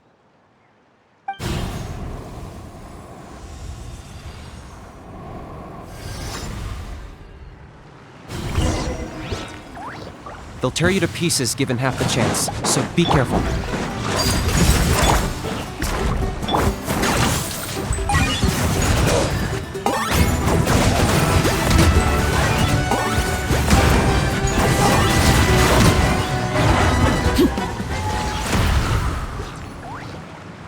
Uh-oh. Are there even bigger ones on the way? You see, Kinich? I'm a man of my word. In fact, I'd say I under-promised and over-delivered. Nifty little gizmo, isn't it? I take it this is your true form? Now that our deal is complete, it's time to start the next phase of our relationship. I made a promise to the great Kahula How, and now I'm here to seize your body for his use. Cliché, I know. The hero's trusted partner sells him out to the abyss in a shocking act of betrayal. Cue bad guy speech and drawn-out death sequence. Huh? Angel? Huh? Huh? What are you two doing here? Oh, Mr. Kinich, this is not what we agreed on. Traveler, this is the gift I got you. I know you're looking for intel on the Abyss Order, so I thought he might be of use to you. But it looks like you've already met. Yikes. Frosty reception. Gotta say, I kinda pictured this moment going a little differently. Tears of joy welling up in your eyes as you say the words, "It's good to see you again, old friend." Don't be ridiculous. Sounds like you've been reading too many romance novels. There we have it. Change is inevitable and nothing lasts forever. What a pity. Well then, time for you to meet the new me. This time, please call me Sanka. Sanka! Aha! So you're a glasses guy! You tricked Huni and Toba into telling you a bunch of stories! What does it matter? A name is a superficial label. It's what's deep down inside that counts. And I've shown you the deepest parts of me. That would explain a lot. Why else would you show up here and start acting like a wise guy? You looking for a fight? I'll pass. I do rather like you, as I've said before. But my one quibble is that you really don't know your own strength. Wait. Of course! You're the one behind all the recent Abyss activity! Let Paimon guess, you've been provoking the Mountain King too! Haven't I told you before? I'm not part of the inner circle who do our Highness's bidding. My interests are far more low stakes. I spend my time digging for truth in ancient doodads and books. You really think a benchwarmer like me is capable of more than that? I investigated him. He's not connected to the recent events. Just happens to be in the area. So, I struck a deal with him. He helps me summon a rift. I allow him to do some historical research. But that's all over. And now Kinich wants to hand me over to you. Well, I was hoping this would be an opportune moment to whisk away his body. That would have given me some more time to study the great Kahula How. But now I've run into you, which is just my luck. Or maybe I've incited the wrath of the Turnfire, and this is the price I have to pay. But I don't understand. What did I do wrong? Wait, does that count? Let me think. How? You are the worst of the worst! Colluding with the Abyss Order against Kinich? How could you betray your partner? There is no betrayal. The almighty Dragon Lord Kahula How is a partner to no one. Don't worry, I told him to act as bait. Yes, and you should have picked a bigger fish. The Abyss Order? Ha! What a joke. Not even a match for our lowly servant. I put up with this toad's croaking for days, and it was all for nothing. It looks like your disciplinary measures have been less than effective, Mr. Enjo. What did you expect? Behavioral rehab isn't really our thing. Otherwise, we might as well change our name from the Abyss Order to the Abyss Boarding School. The abysmal disorder would suit you better. Kinich! Dispose of him! He is of no further use to us! Traveler?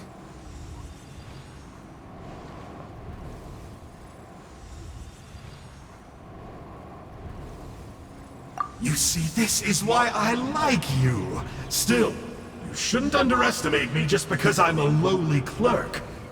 I could never beat you in a straight-up fight, but when it comes to running away, I won't lose to anyone. Do me a favor and remember how fast I disappear.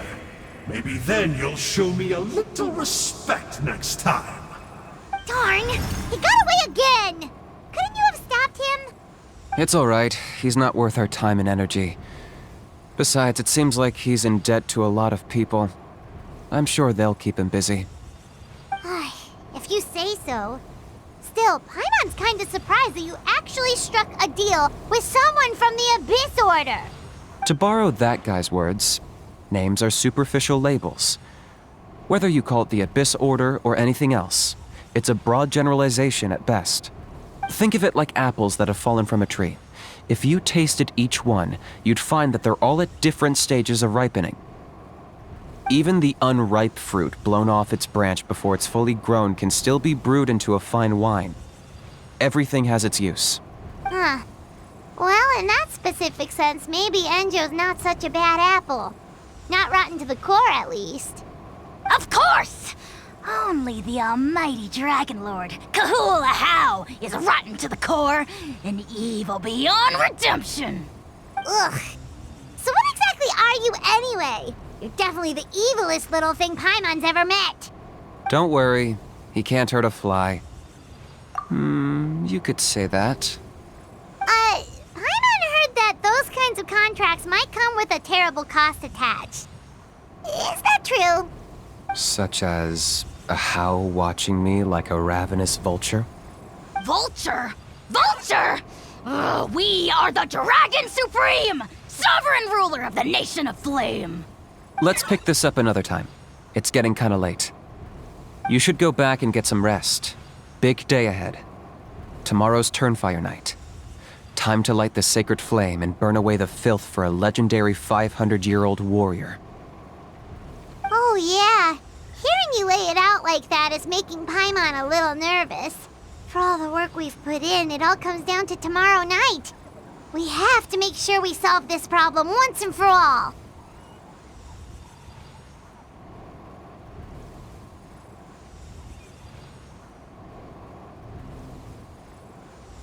Then it can't hurt to say this one more time. Good luck to us both. See you tomorrow.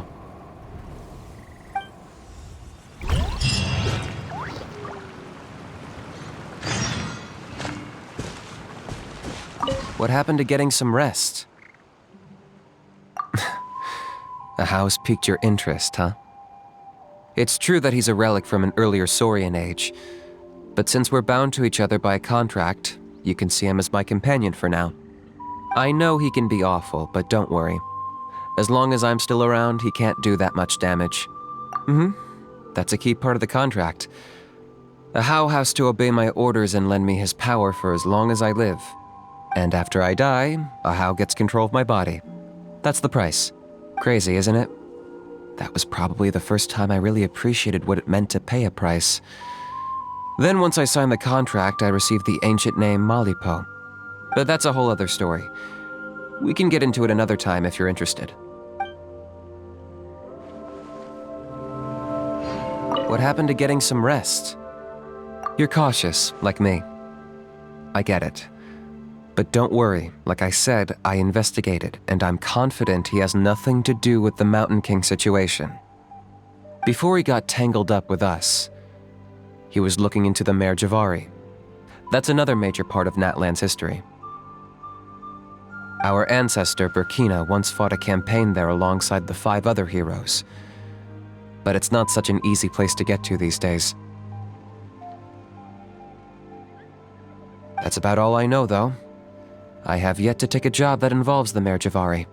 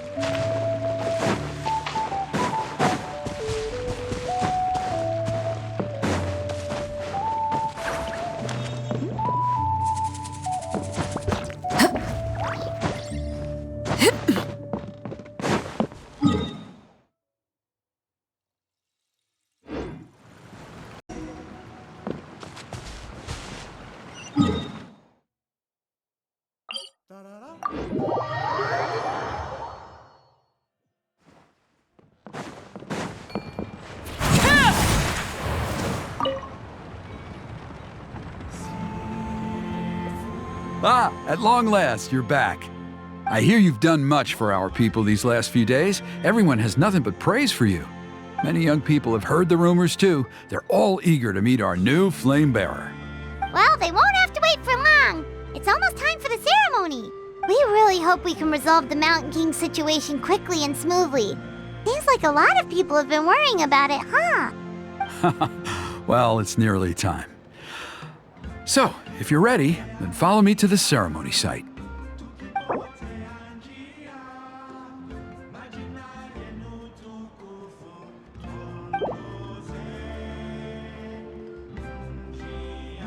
Off we go!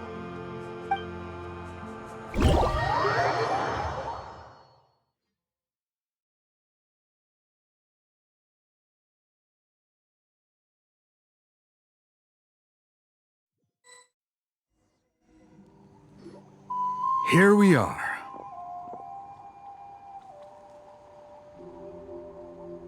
Our honored guests have arrived.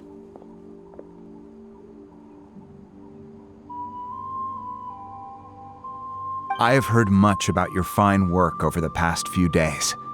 I hope you'll allow us to thank you properly after tonight's ceremony.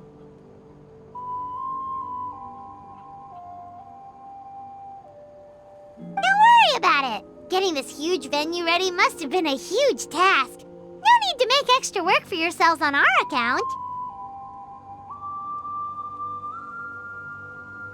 Oh, if it means getting the Mountain King issue resolved, no cost is too great to bear. A resolution will come in due course, but every great fire starts as a tiny spark. We must take it one step at a time. No one would disagree with you if that were possible, Chief, but it's been far too long since we've seen a real step forward.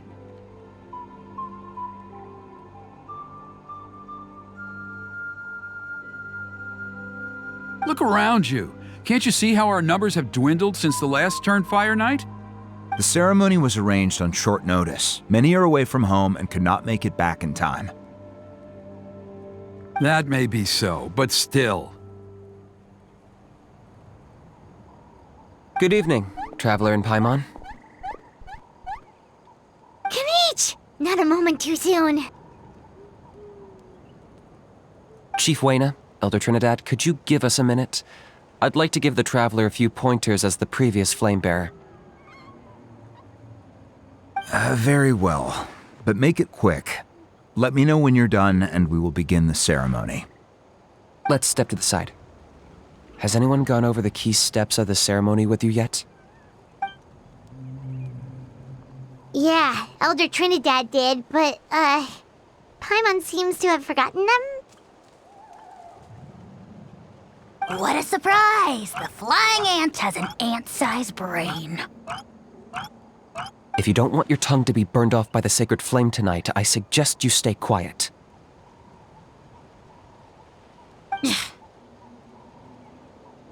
See those sacred flame pillars? Once you've lit the fire, go light each one up in turn.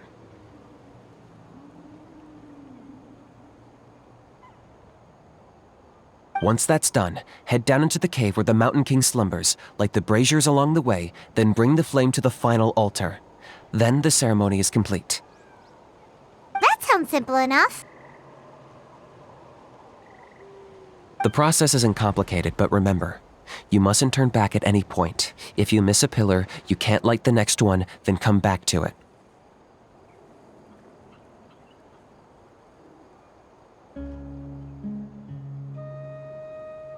You have to keep moving forward, or it's seen as disrespecting our ancestors. If that happens, you won't receive the blessing of the Turnfire, and you'll have to start over. I made you a diagram that summarizes the steps. Take a look.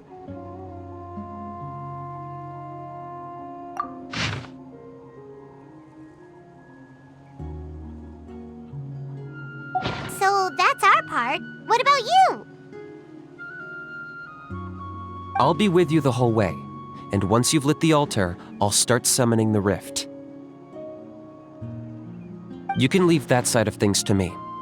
Just focus on your part. Okay, we'll try to remember all that and get it right the first time. Ready when you are. But I think I saw Huni and the others just now. Maybe you should say hi before you start. Might make... Just tell the chief when you're ready.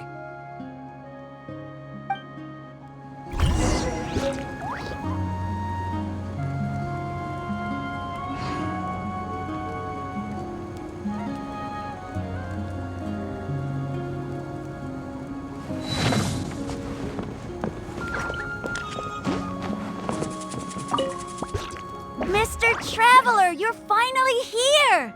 I even dragged my uncle out to watch the ceremony. Although I'd hoped for the Malipo name-bearer to perform this ceremony, that was never anything to do with you, so please don't take it personally.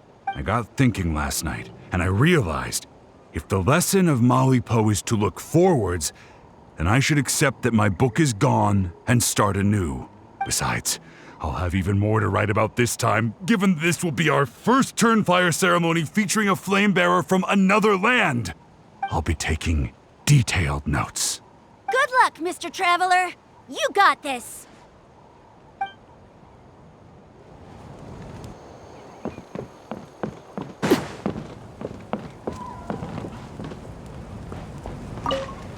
Hey!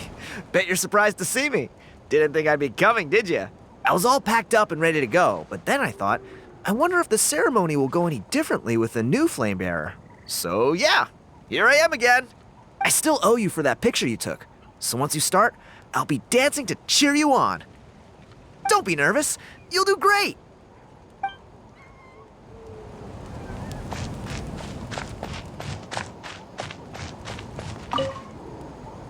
Mr. Traveler, you look so cool today! You're gonna make sure the Mountain King never threatens us again, right?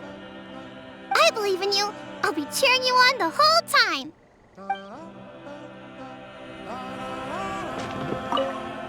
Mighty Outlanders, the time has finally come. You know what must be done. Please remember, you must cleanse as much abyssal energy as you can. This is the only way to prolong the Mountain King's slumber. I am sure you have what it takes.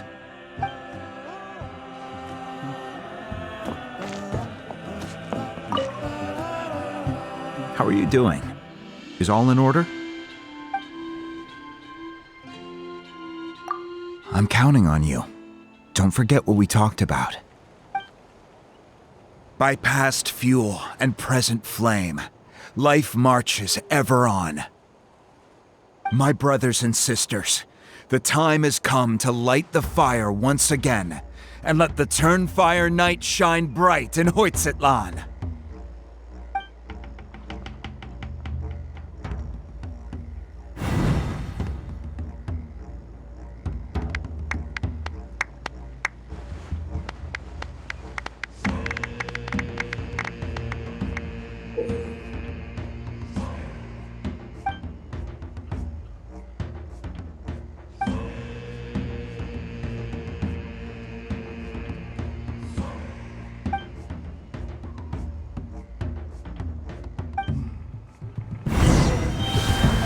Go get the sacred flame.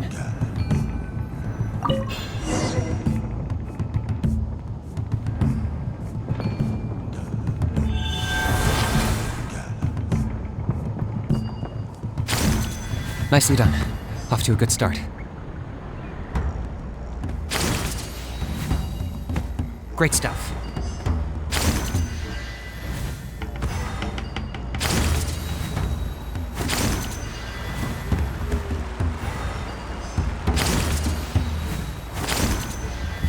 You're over halfway. Keep it up.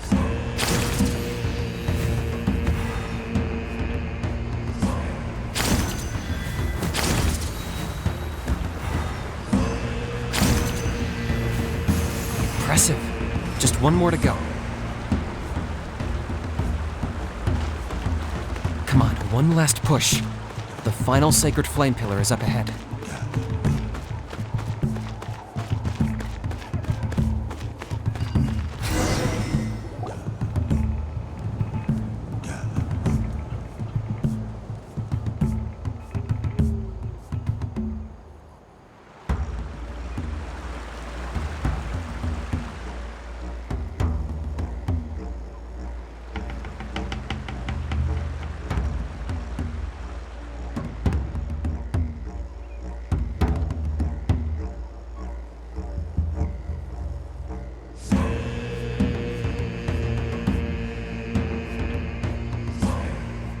Great! All the pillars are alight. Next, it's down into the canyon and head for the Mountain King's cave.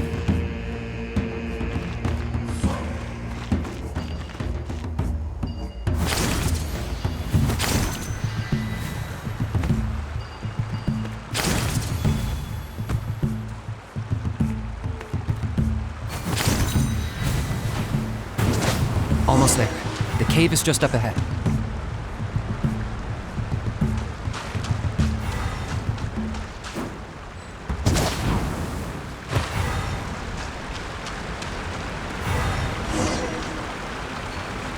The Abyss presence is growing strong. We should deal with the contamination first.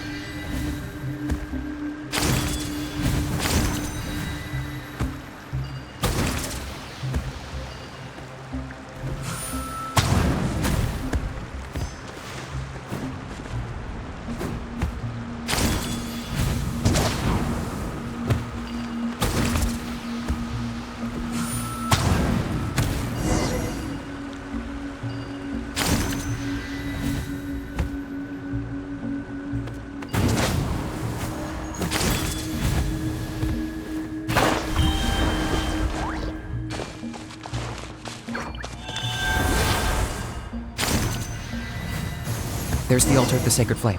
Remember, light up the torches around it first.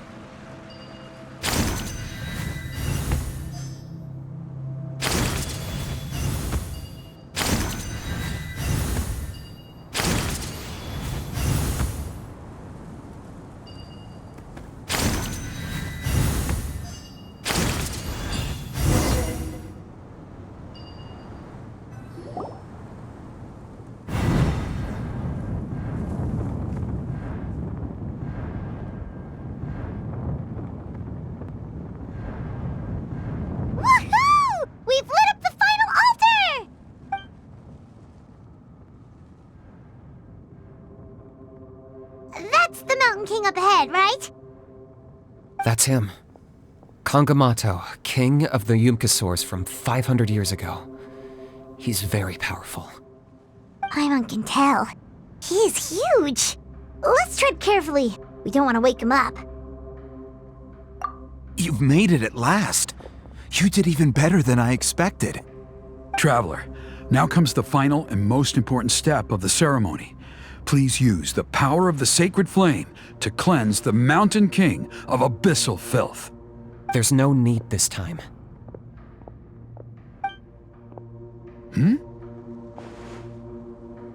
Such strong abyssal power. What is that thing? Kinich, what is the meaning of this?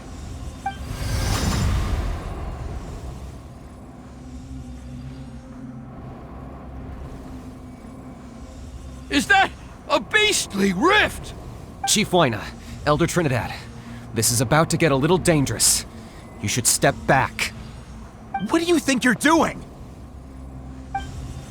Solving the Mountain King issue. You mean by having him torn to pieces by rift hounds?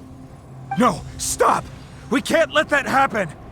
Foolish Locust! Can't you see? We're trying to shove your Locust King into the beastly rift!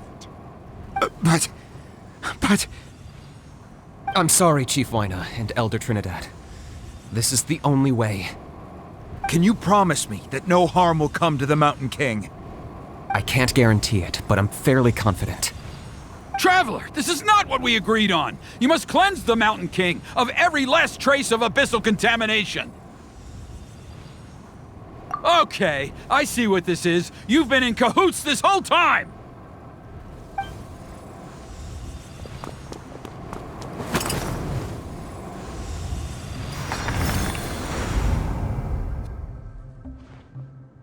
Ugh, you imbecile! What have you done? Oh no! The device is destroyed! You forced my hand. I had no choice. Elder Trinidad! What are you doing?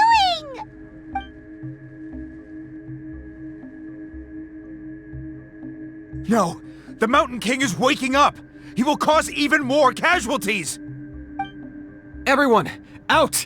Now!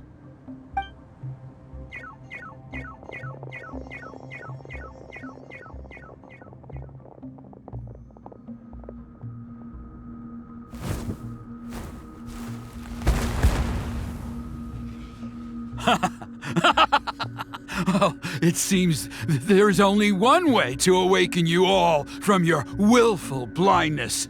More sacrifices must be made.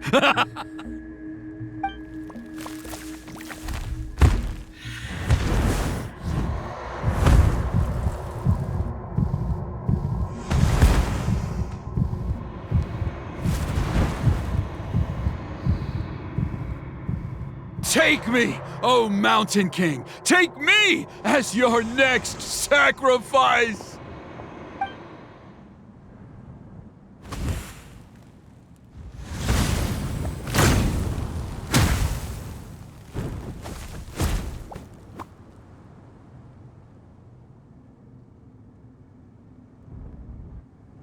Everyone's still outside.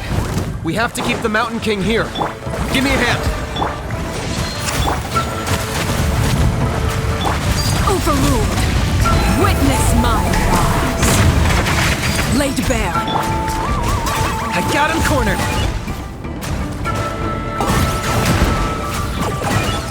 Watch out for the fruits he's spitting out. We can use those against him.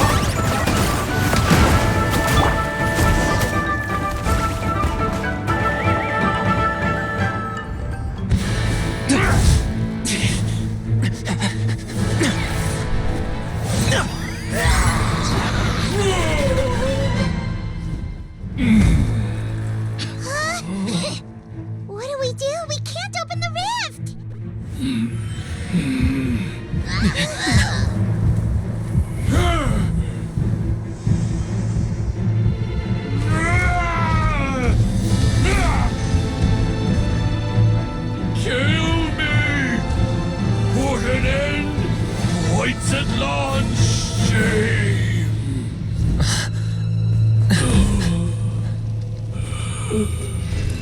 past fuel and present flame. Life marches ever on. Oh, Burkina, I must atone.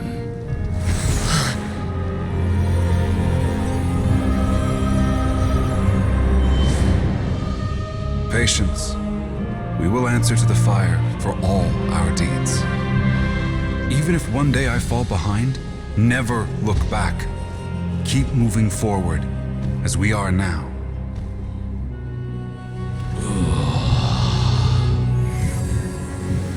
Live with your guilt and shame. This is the price to pay.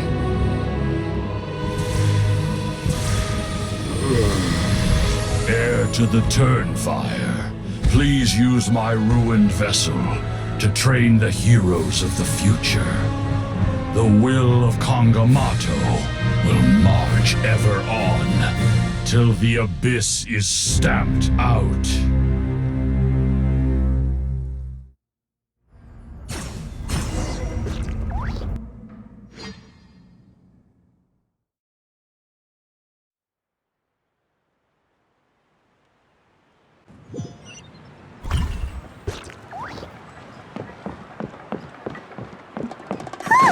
Pretty eventful day yesterday, huh?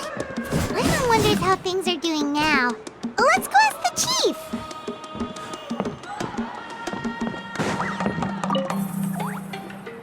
Traveler, you've come at just the right time. I have some good news for you. Trinidad's condition is stabilized. He suffered burns on much of his body, but we believe he'll survive.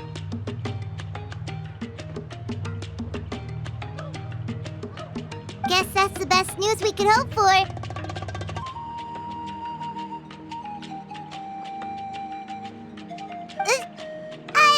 Paimon has to ask, is everyone in your tribe such a risk-taker? First Kinich, then Elder Trinidad? Is this the Scions of the Canopy's adventurous spirit in action? We're simply not afraid to charge ahead into the unknown.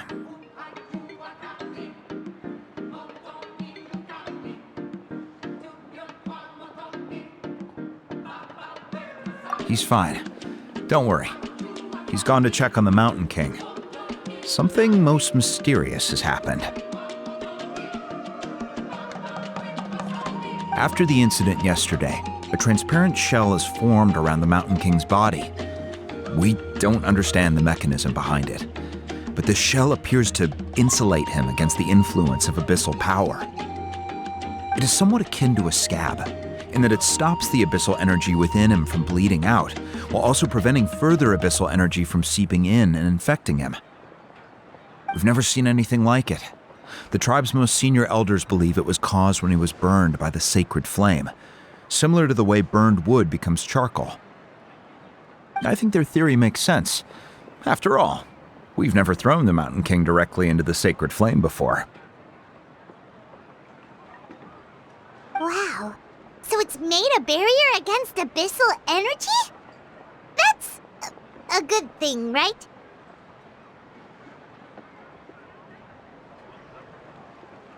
It's practically a miracle from what we've seen of it so far.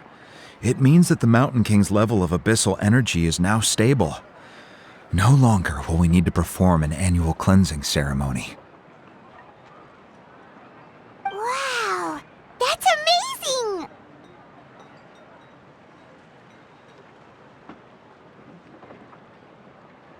I know what you're thinking. The young people in the tribe are already speculating that yesterday's ceremony was a Turnfire night like none other in our history. Because you and Kinich, you summoned the very flame that appears in our ancient legends. A great transparent ball of fire. And that fire is what saved the Mountain King. Whoa! So that was the real Turnfire? I may be the chief of this tribe, but I've only ever known the Turnfire as a concept in our legends. I cannot answer that question. If anyone can answer it, I suspect it would be the bearer of the Malipo name. He is in the Mountain King's cave as we speak. Ah, so Kinich then. Why don't we go see how he's doing?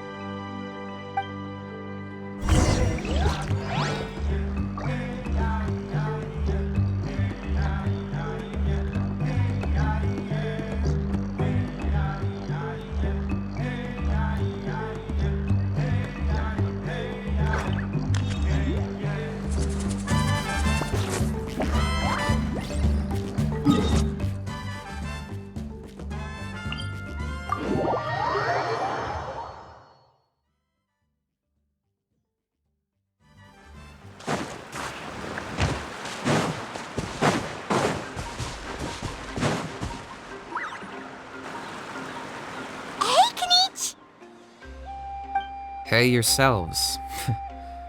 You two doing okay after yesterday? We were gonna ask you the same question. You scared Paimon half to death when you rushed into the fire. Sorry, I couldn't just stand and watch the Mountain King get burned alive. So you thought you'd try and extinguish the sacred flame with Dendro? Or is that an attempt to make the almighty Dragon Lord Kahulahau die of laughter? The sacred flame only possesses a fraction of the Pyro Archon's power. It's not as if I was fighting the Pyro Archon herself. Kinich, when you went into the flames, were you intending to, Intending to what? to, do the same thing as Burkina? Sacrifice myself? Of course not. My focus was on keeping the Mountain King alive, not on what it would cost. But now I'm curious. What made you think I was going to sacrifice myself? Well, because everyone's saying the Turnfire is what saved the king last night. And Ponche's theory was that summoning the Turnfire is a tit-for-tat exchange, right? So, Paimon thought you decided to pay for it with your life. So you've heard that rumor too. I'm afraid I can't say for sure. What happened yesterday was a first for me too. Well, even if you don't know, there's probably no one in the world who does. What I would say is, if that really was the power of the Turnfire, I'd sooner believe that the Mountain King summoned it himself. The Mountain King? Then, what price did he pay? The core meaning of price is not atonement or compensation, but what you're willing to give up in order to obtain what you want. It's easy to die for your sins. Much harder to live with the guilt and keep on going. In the end, the Mountain King chose the latter option. For Burkina and for the tribe. That's the price he paid. Alright, so how is the Mountain King doing now? Health-wise, there's nothing to worry about. He'll enter a fighting stance whenever we set foot in his territory. But his attacks are gentler now and not as crazed as before. Like he said yesterday, he just intends to be a sparring partner for people to practice with. Yeah, I tried communicating with him again, but he didn't respond. We dare say that Locust King has well and truly lost its mind. The lights are on, but nobody is home. Its body remains fighting fit thanks to the perverse power of the Abyss, but time has been less kind to its soul. It was ground to a pulp long ago. But we saw him come back to his senses yesterday. That was merely one last burst of brain activity before it croaked. As you humans would say, it went out with a bang. Oh, come on! Stop being such a doomer. Paimon bets the Mountain King has finally let go of the tragedies of the past now, and is focusing on moving forward. That's why he doesn't have time to chat with us. He's too busy thinking about the future. Well, at least it means my fellow tribespeople can move forward now, too. Thank you for your help, Traveler. I owe you one. Yeah, that's right. You caught Enjo for us, remember? But he ended up being completely useless. It's not a fair trade if you lost out. That's on him. It's not your fault he's useless. Besides, we're friends now. You don't owe us anything. Friends? But your friendship is an even more valuable gift. I can't in good conscience accept it for free. So promise me, if you need anything in the future, you'll come to me. For you, I'll do anything.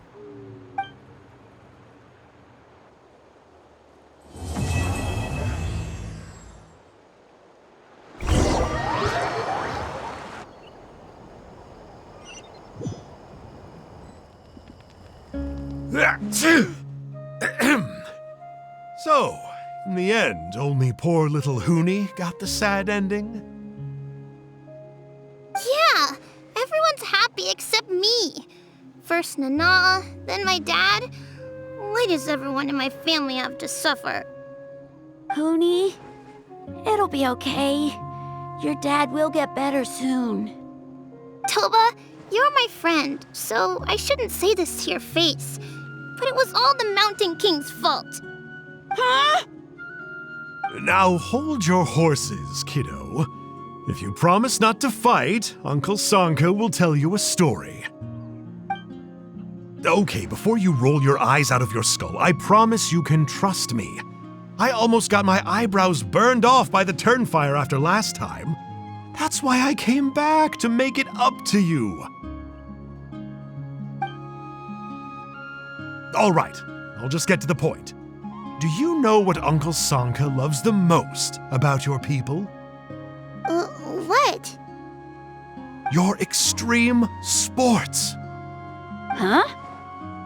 On my first day here, I got hit by someone falling out of the sky. I believe you call it bungee jumping? It's a dangerous sport, to be sure, but the courage it took to make the jump impressed the heck out of me. So, I introduced myself to the jumper, we made friends, and I even helped treat her wounds. Oh, such a nice friend. Of course. Anyway, the good times didn't last, because I got captured by a powerful foe, so we had to part ways for a while. In the hands of the enemy, I was scorned, scolded, and nearly given away as a gift. Oh, it was so humiliating. A horrible experience to look back on. Why does Uncle Sanka always have to suffer, I thought. So I feel your pain, Huni. I was in the same position. But in the end, I made it through, and I left all of those painful memories in the past. I even managed to reunite with my friend. Is that it? The moral of the story is to look forward in life, right? Yeah, we've heard that one millions of times. Sorry, Uncle Sanka, but you're not cut out to be a teacher. Very smart, Huni, but not quite smart enough. What I'm trying to tell you is that after I reunited with my friend, I found her injuries were all healed, but she really missed her family. So, I thought you might like to see her too. She's right behind you. Turn around and see. Another trick about not turning back? I'm not falling for that one again. Huh?